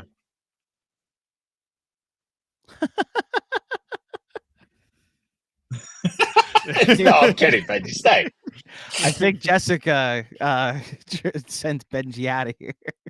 Oh, okay. Yeah. I got it. I agree with Benji. I'd rather have Grimes here, but I also we know from off the court that relationship had kind of severed. So, like, the damage was done. You might as well get something for him while you can. And like Burks is an expiring deal, so it's not like it's gonna matter if you bench him in the playoffs. And Bogey's your continuous soup. So it's all well and good. I'll say it so Benji doesn't have to. I don't know that they necessarily make the trade again. Like if they foresaw this first 12 games, I don't know if they make the trade again. I think they do, only because it's like not a basketball reason, you know, like it's because of how bad things had gotten with Grimes. I don't know. I mean, I do know. I think how bad things had gotten with Grimes. Like we've all been privy to the same sorts of things. Yes, right. I get it.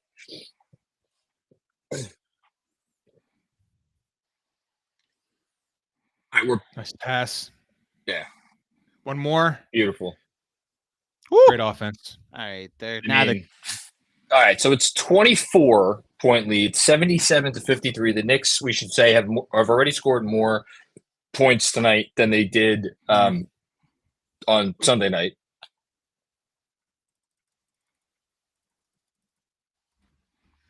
I mean, they're just as I say, they're everywhere. They gave up a decent look for Buddy Hield. Come on, there it is. No, they're everywhere. Look at this guy. He's everywhere. Oh, he's a beast. He's everywhere. Love him.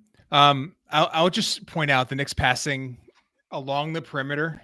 Like they're getting good passes and they're passing for great ones constantly. And it's been a nice change because they're getting them in rotation. They're getting the kick out and then they're making the one extra for most likely a corner 3, and their percentages are bearing out their passing. It's been great.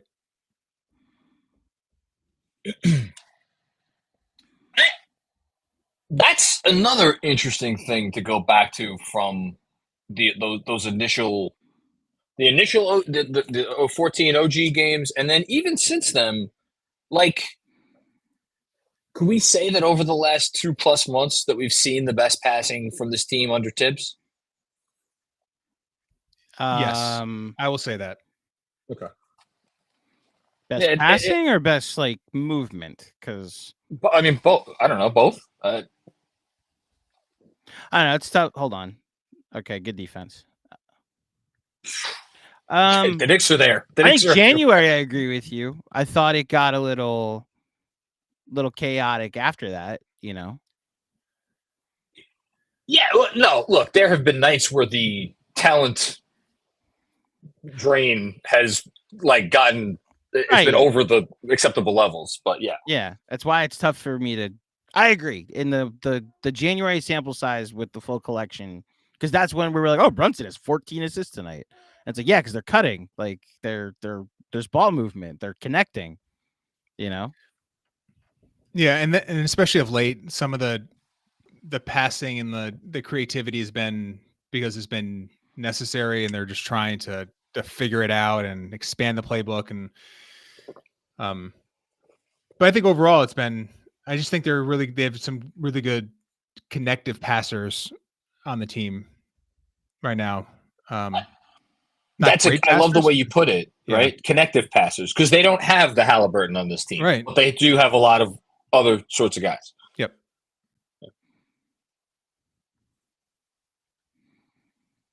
Oh, precious. He's been good. Speaking of good passing, man, it's a good look by your 2 guard. Precious Chua plus 11 off the bench as your backup center. Oh, gee. Get it? Oh, get come it. On. Please Easy. be okay. I just Oh, we are back. Fuck you, Nick knows. We are getting the vibes back. The vibes are back. The vibes are back. Oh my God. Now we're in. I mean, it's only 28. You can still go up by 30. So, like, I'll let you worry. I know. I'm getting trivia ready, folks. Look at this. Another one. Look at this defense. Another Look at this defense. Look at the defense. Ah, fuck. Oh wow. Well, like, man, they're just everywhere. I've missed his length, man. I want to wait for a stoppage in play, and then I want to raise a little mini topic. Okay, so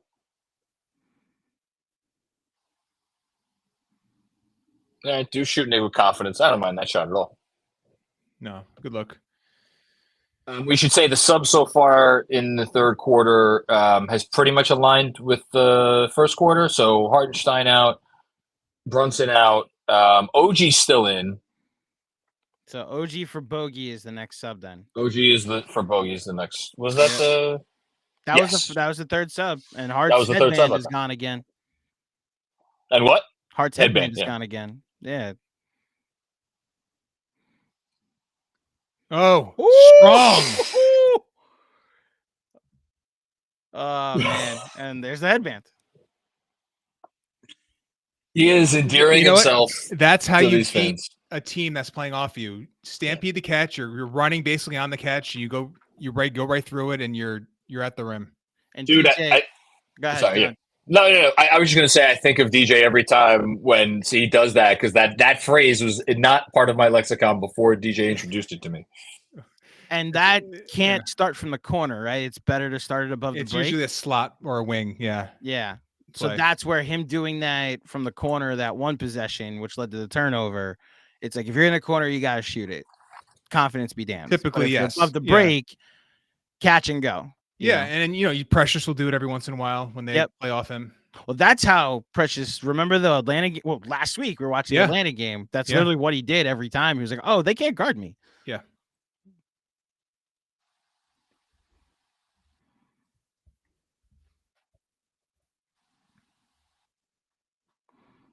All right. Something I'm paying attention to. When's the last time the Knicks held teams under 80 points in 3 straight games? There's a producer friend of mine who is able to. I'll be back.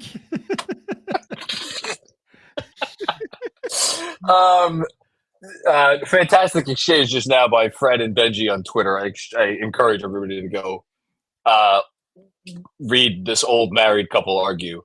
Okay. That's okay. I'll read it on the break. All right. So 28-point lead. Bogey is in, we should say. Josh Hart is still in. And who else is still in from the starters? Anybody? DiVincenzo. Do you say DiVincenzo? DiVincenzo, yeah. Hart, yeah. Important, very important. I do not say this facetiously. Very important streak on the line tonight that I wonder. That's annoying. I wonder if it's going to be broken. So Josh Hart right now, at this very minute, is at 32 minutes for the game. He has played 9 straight games of over 40 minutes. Harden, I believe, I put the screenshot in my newsletter, I think on Monday, was the last player to play 10 straight of 40 or more minutes, I believe, in 2016.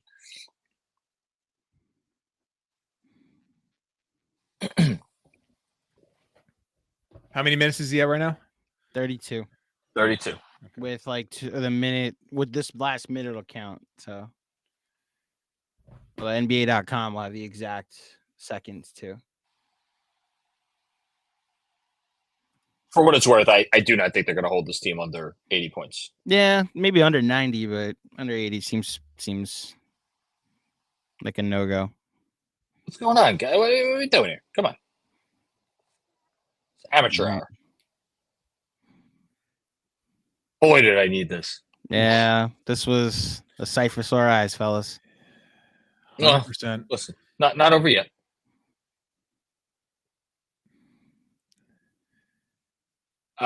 Okay, we conclude the third quarter.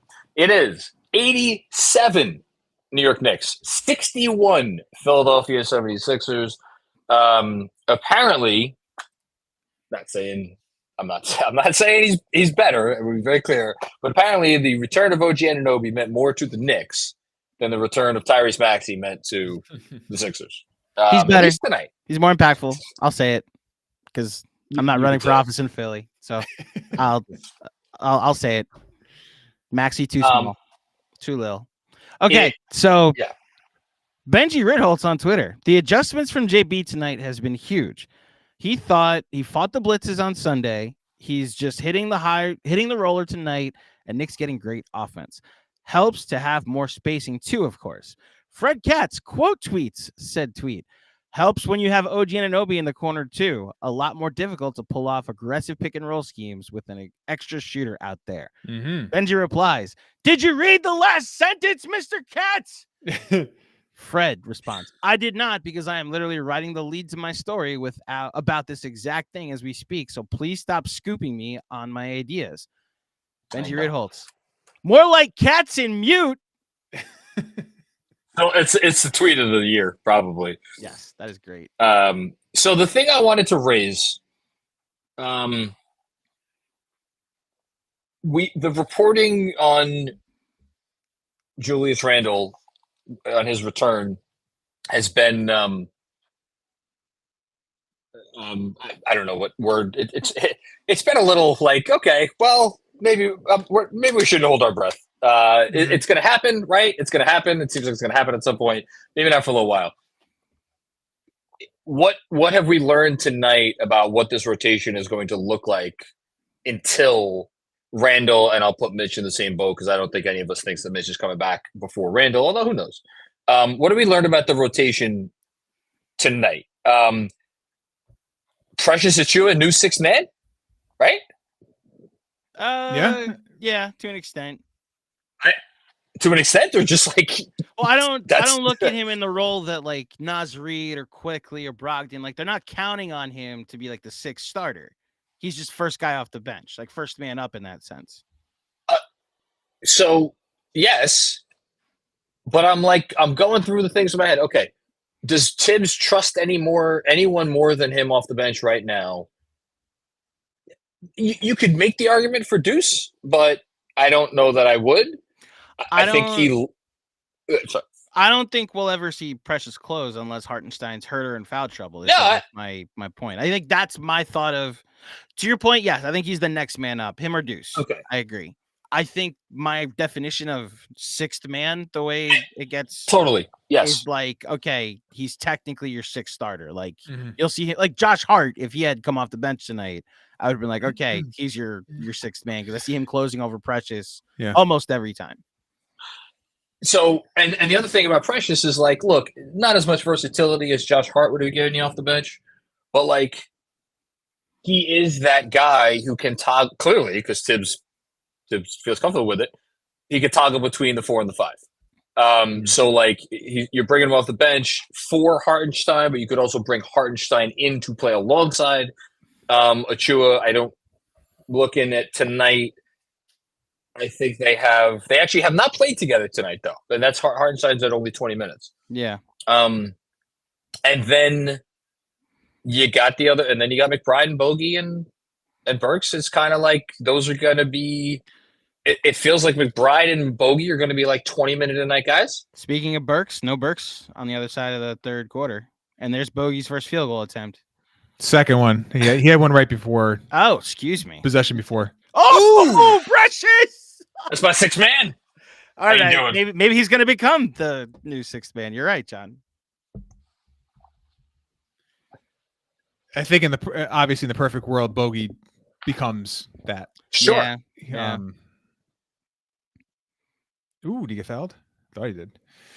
Around that.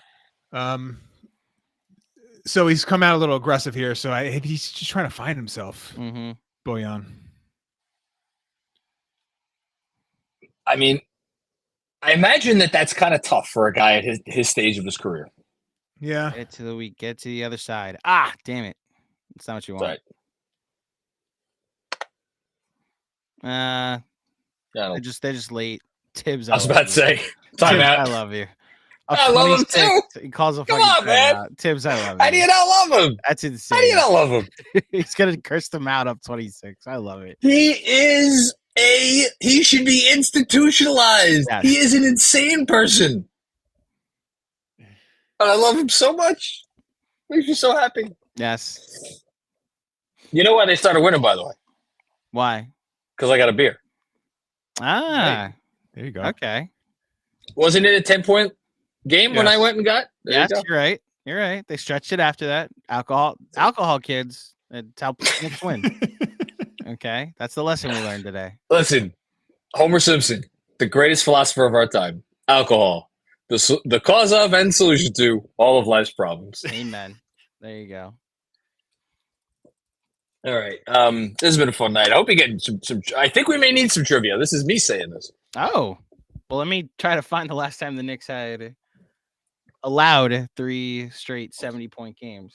The game's under 80. Game's under 80, yeah.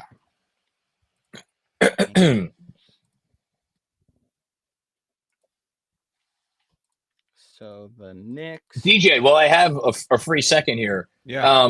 I'm always interested to pick your brain about NBA stuff because I know you watch as much basketball as anyone. What's your current MVP ballot, 1 to 5? Ooh.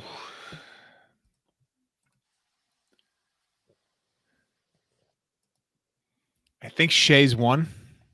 Whoa! That's mine too. I'm SGA 1.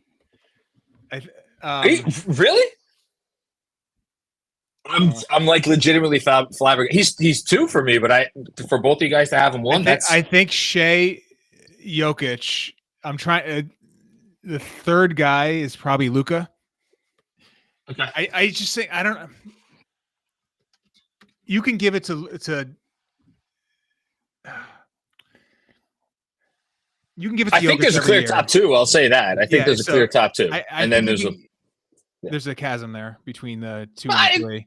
Chasm. Let's see this. Yeah. Shea could win it. Jokic obviously could win it. Can Luka win it right now? I don't think Luka can win it. Can Giannis win it right now? I don't think Giannis can win it right now. Yeah, 100% agree there. Now, look, I gave it a few seconds of thought. I probably, if I dug into the numbers and really thought about it, I'd probably end up coming out with Jokic 1, Shea 2. Shea was my gut instinct, and I just feel like I love it. He's for that, the youth on the team, the way they've performed. He's just his fourth quarter performances. I feel like his defense has been great this year, especially as a playmaker. Best clutch player in the league. He's gonna what's the stupid? It's Jerry West Award, right? Yes, the stupid. Yeah, the stupid Jerry West Award. Well, it's not a stupid award, but like, no, that's its title. You nailed it. You got that stupid Jerry West Award. They rebranded a couple years ago. There you go. And for those who care about EPM, he is currently number 1 in EPM behind. Well, okay, if you don't include Embiid, but it's a full 1.5 ahead of Jokic. Not only a full 1.5, no, it's a full 1.5 ahead of Giannis and Luka, and then Jokic is 5th in EPM. Is EPM the one that's per minute or per possession? And there's one that's overall like EW? Expected wins, he's first at like 17. Okay. Yeah, he's first in that. I like the defense. I thought Bogey got over there for the initial help. I thought the initial help was okay, but I want to see that again. Oh no, he got him in the arm. Never mind. Yeah, that was not good. So you're Jokic right now, John, I assume. Yeah, I'm Jokic just because part of it's the on-off for me. I mean, dude, the on-off is insane. Like I did the research the other night to be like, point SGA. Oh my god, plus 22 per. Okay, that's tough to really fight against. Yeah. Yeah, I mean, there's that, and like, I think he is not in the same way as Shea, pretty good clutch player in his own right, and like the numbers are the numbers. I mean, what do I need? I don't know what to say. Well, he's also the best player. Yeah. So I mean, if you think about best player in the league. It's like the Jordan thing where like it's just hard to not give it to him when if you give it to Karl Malone, you're giving it to the second best player or the third best player, whatever it is. So by that definition, it's like, oh, what? Whoa, Bogey. What was that? Was that a pass? Wait a minute. Hold on. Was that a pass? Please tell me that was a pass. It needs to be a pass. No, we're going pass, it's right? Pass. I'm calling it a pass. It's turnover. It's turnover. That's all it is. It's turnover. Campaign. Aaron Rodgers' favorite word. He's campaigning, all right.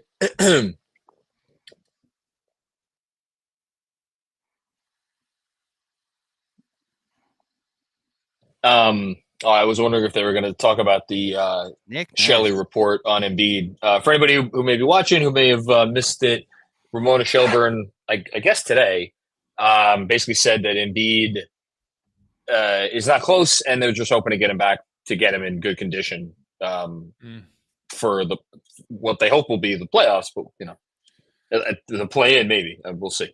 Yeah. So there was a Karl Anthony Towns report too, right? He had surgery 4 weeks is today. That's what I saw. Sorry, say it again. Surgery successful today. Okay. Is what I saw. I think they're looking at a 4-week evaluation period where they'll kind of evaluate at that point. Yeah. Wait, just can we really quick cap off the MVP discussion? So you have Luka third, Giannis fourth? Yeah, probably. Okay. Yeah. I think Go ahead. I think Brunson has an argument, a real argument, not just like I'm a Knicks podcaster and I'm going to stand for my guy argument. I think he has a real argument for fifth. It's going to go. Really? Tatum's going to get it. I get it. Tatum's going to get it. That's fine. I'm not going to yell and scream about it. I think Brunson has a case. And by the way, speaking of the Jokic on-off stuff, the Brunson on-off, it's not to the level of Jokic. Offensively, though, he's right there next to Jokic, league-wide. That's incredible. Close. Yeah. Do you realize, DJ, the Knicks without Brunson on the floor this year are scoring 105 points per 100 possessions. That's me, you, Andrew,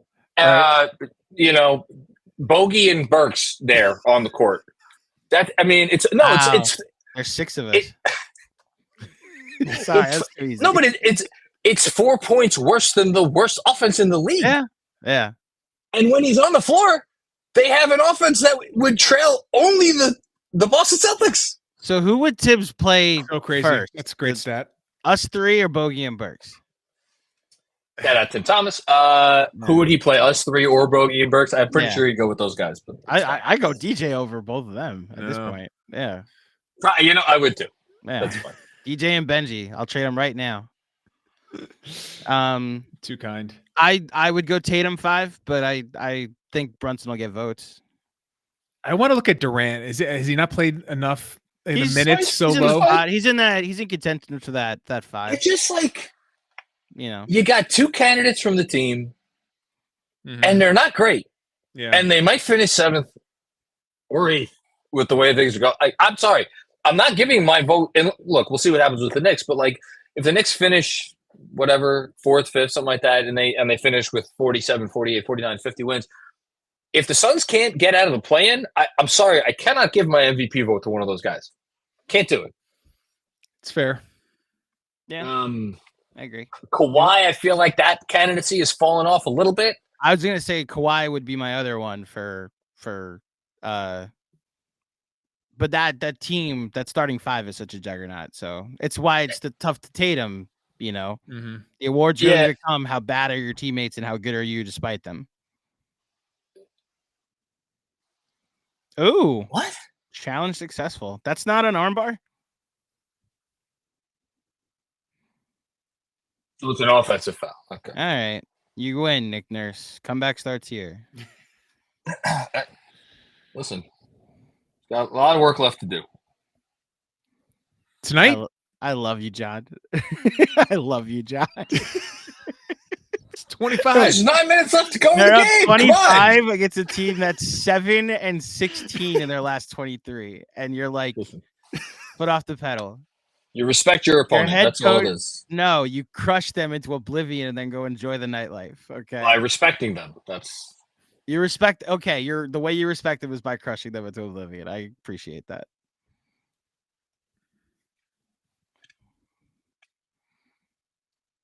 Oh, Nemo, you called it. I don't see a foul on Payne. All right.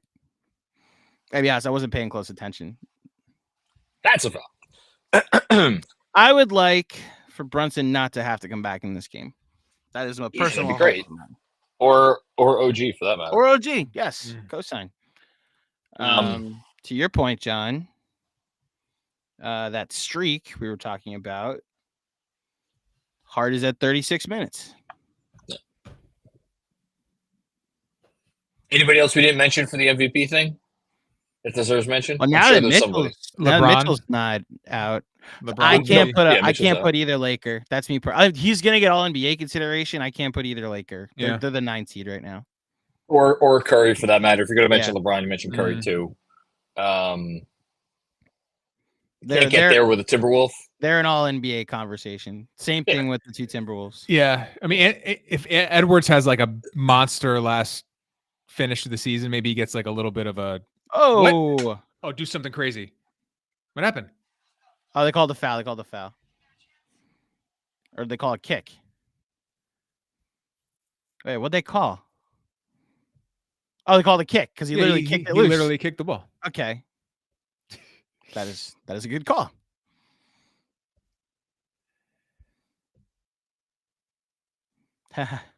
Hey, the king. Henrik Lundqvist came on screen. Everybody that couldn't see.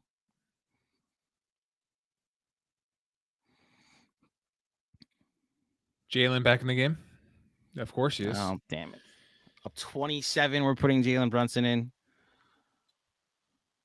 I mean, Yes, I know. He doesn't fold laundry well or whatever. I'm allowed to complain about it.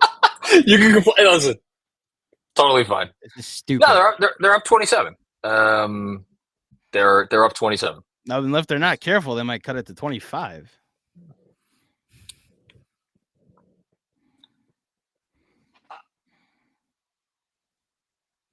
I think will OG come back in is the better question. What is Brunson at? He hasn't played a ton. 20 points, 8 assists, 25 minutes. All right, just I see Brunson jogging. That's okay. Be careful. That's annoying. Oh no, 25. Everybody. Very annoying. Oh, that was great defense. That's great defense.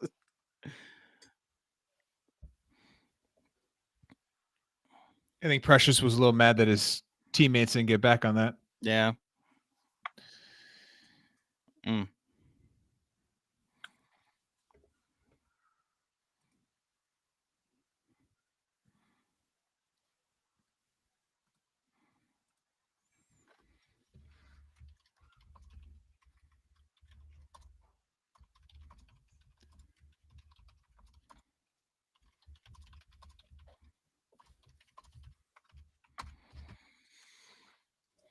So probably don't get Hartenstein minutes here. That's No.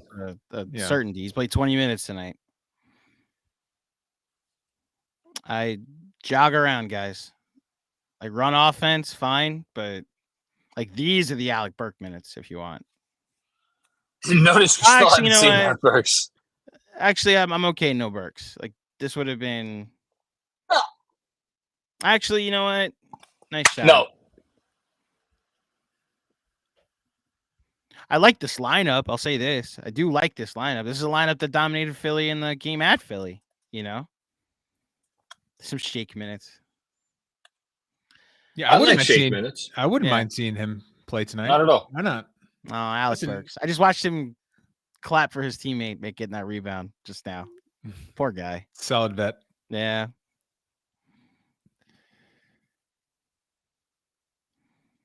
What are they concerned about? Faux concerned?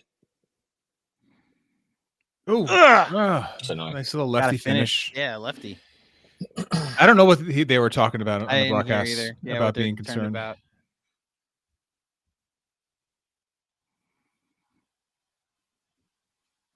So I have a trivia question on the other side of the next timeout.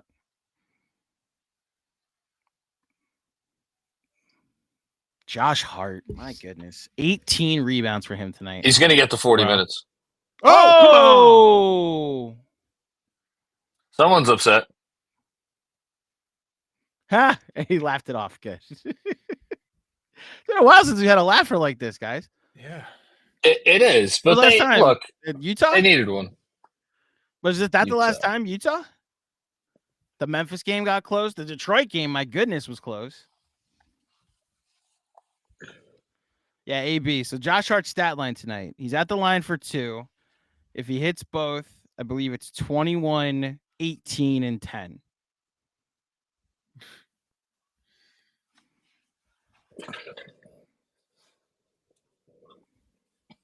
Sorry, what was that stat line? Give me it one more time. 21, 18, and 10 if he hits his free throw. If not, it's 20, 18, and 10. He has 18 rebounds? Oh, my God. Tom Thibodeau, I love you. I know this Hold on. sub. There comes Jalen Brunson. This oh, my is God. We're getting 6.5 minutes of no. Oh, thank God. Okay. A 2-minute cardio. I'll take it. Hold on. This is big. I don't know this. I don't know this by heart, to be clear. I don't think a Knick has ever had a 2020-10 game. Hartenstein didn't do that earlier this year. A 2020-10 game? 10 game. You know what? That'll be the next trivia I look up, John. All right, so real quick. That's an easy one to look up. The last time the Knicks had 3 straight games where they allowed less than 80, which I'm just going to say is That's in okay. play. Hold on. We got another rebound there? Yes, I think. That's 19. And because, well, unless the stat page is ahead of where we are in the game, which might be possible.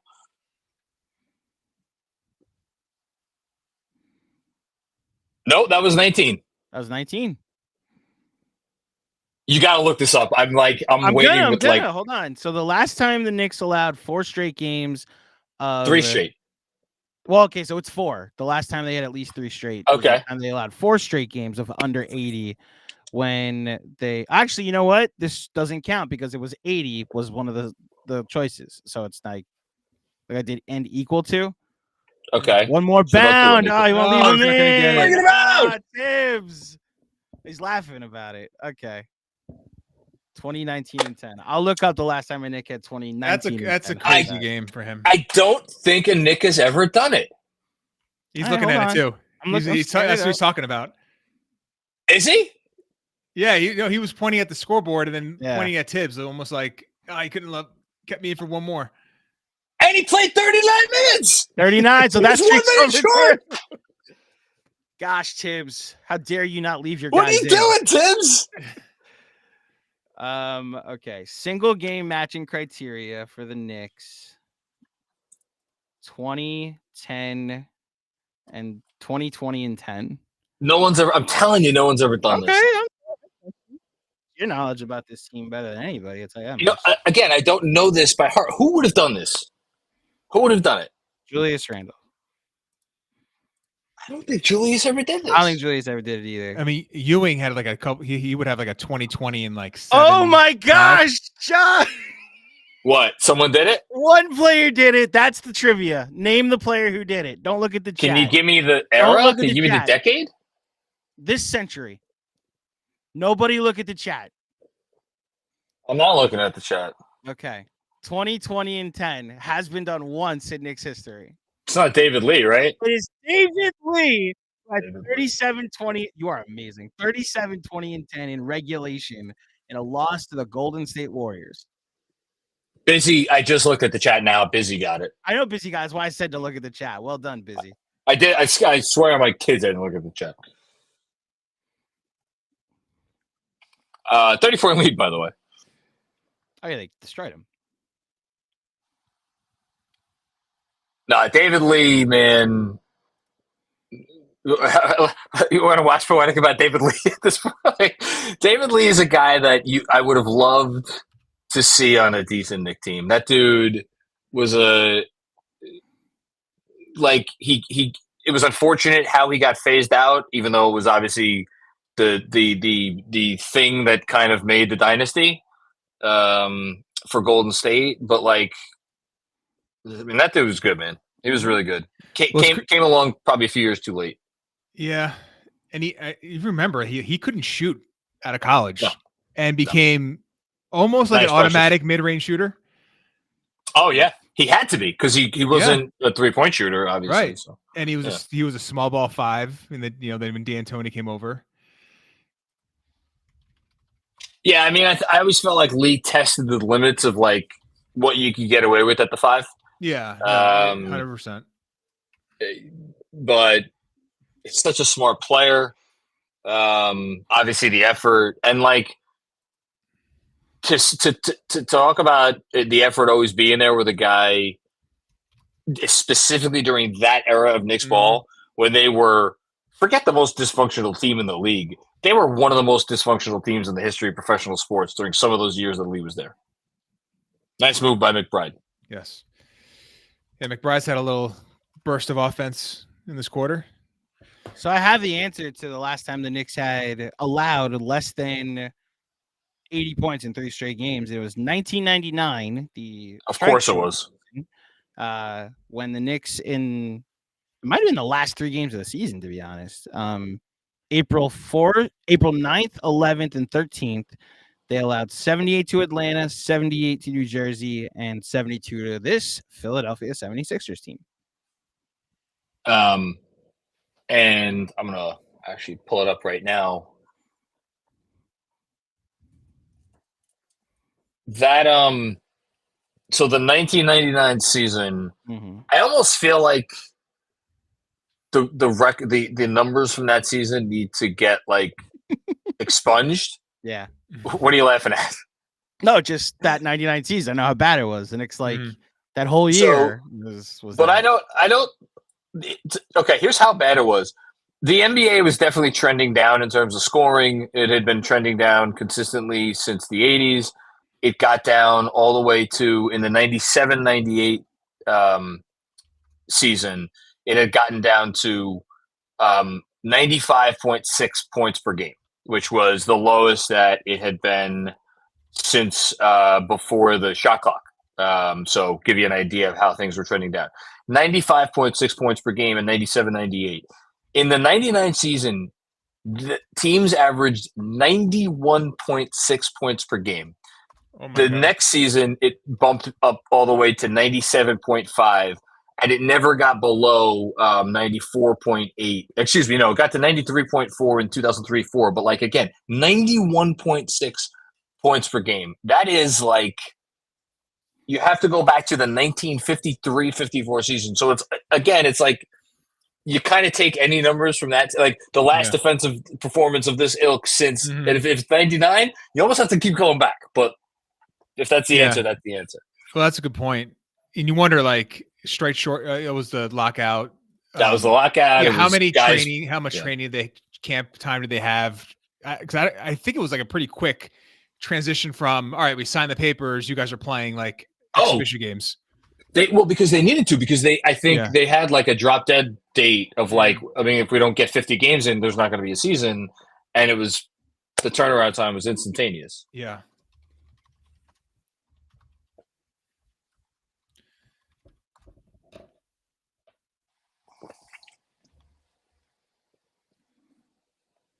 All right. I love you, Alec Burks. Jake. Okay. Shake Milton minutes here.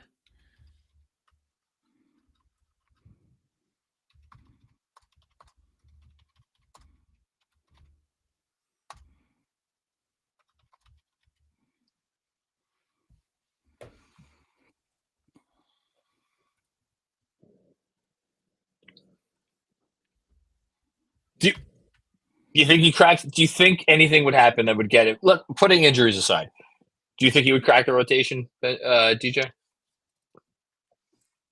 I think it's non-zero because of Burks, and I think there's probably a scenario where I think there's like maybe a 5% chance, maybe, because the trust in Burks right now is that it's at an all-time low. Yeah, it is. So it's probably a scenario. I just don't know if he can get minutes, like real minutes, to sort of make that, like, force that issue. Probably, I mean, he probably just can't. Won't have enough time. You know what it would take? I think. What's that? It would take them either being up big in a game or down big in a game. And it's the third quarter, and like he needs another sub, and maybe someone's down, and he gives them a shot. Yeah, something like that. No, come on. I love that we're pulling for this. We're still at a 0 for Bogey tonight, right? Points. Yes. 0 for 2, 0 points. Burks at least has 2 points. And Deuce up by 31. All right. I need them to go scoreless in the next 5 minutes, or at least less than 5 points in the next 5 minutes. 2 minutes. 2 minutes. Whatever. 2 minutes. Don't even score after the game. Don't even score after the game. I don't want some chicanery from the NBA. All right. Good stop. There we go.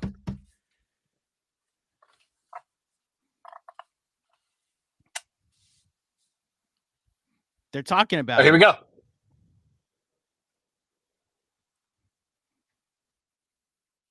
That's a What? lie. That's a lie. Hold on. I don't know. I don't Eagle know says about it. that, fellas. I don't know about that, fellas. Well, either way, it's either 2000 or 99. We're in the vicinity.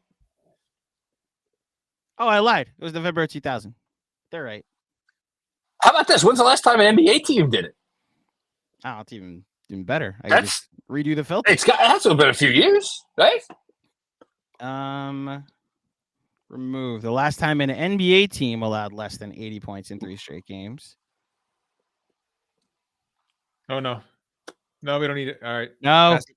come on, no. I love it. Alec Oh, Burks. you guys are so Okay, into good. this. Okay, no. What are you? Okay, good.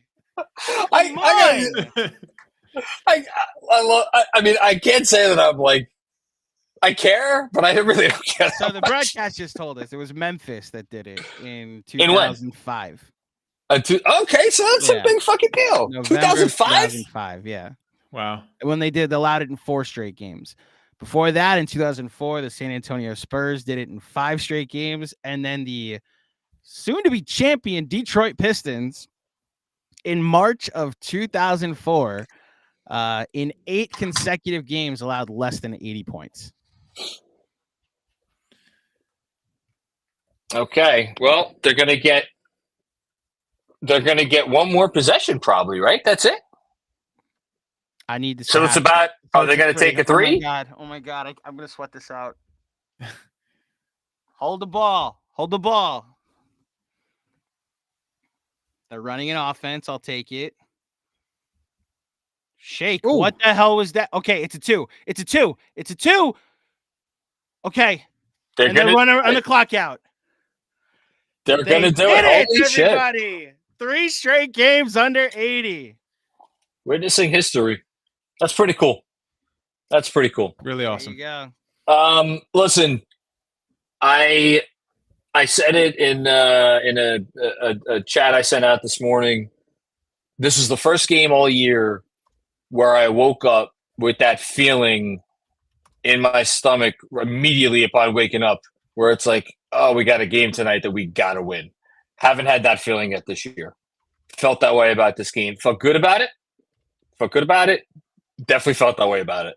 And for them to come out and respond in this way, it's a big deal. DJ? Yeah, huge. And a starting lineup that Tibbs went with the Josh Hart starting 5 with OG back, dominated the game. From the beginning, Josh Hart led the charge, really. His passing, his energy, his ability to push the pace, just set the tone. Yes, we get OG back, but it was Josh Hart's performance to me that really stood out. Phenomenal game for him. Great to have OG back. Andrew, take us away. I love OG Anunoby, and I never doubted this team. I always thought that the vibes are going to return. No gloom and doom over here, everybody. Just like all Knicks fans, no gloom and doom. We knew these vibes would return eventually. Thank you, everybody, for tuning in for another KFS watch along. We do these as often as we can. The next one is next Monday when the Knicks are in Golden State. But until then, thank you for watching wherever you watched from, whether we play back or on YouTube. Check out John on the post game. Check out DJ and all of his film work over at the Knicks Film School. Well, just follow DJ at DJ Ace NBA. And there are fireworks behind John Macri for some reason. I did this. Well done. That was poetic how that worked out. All right.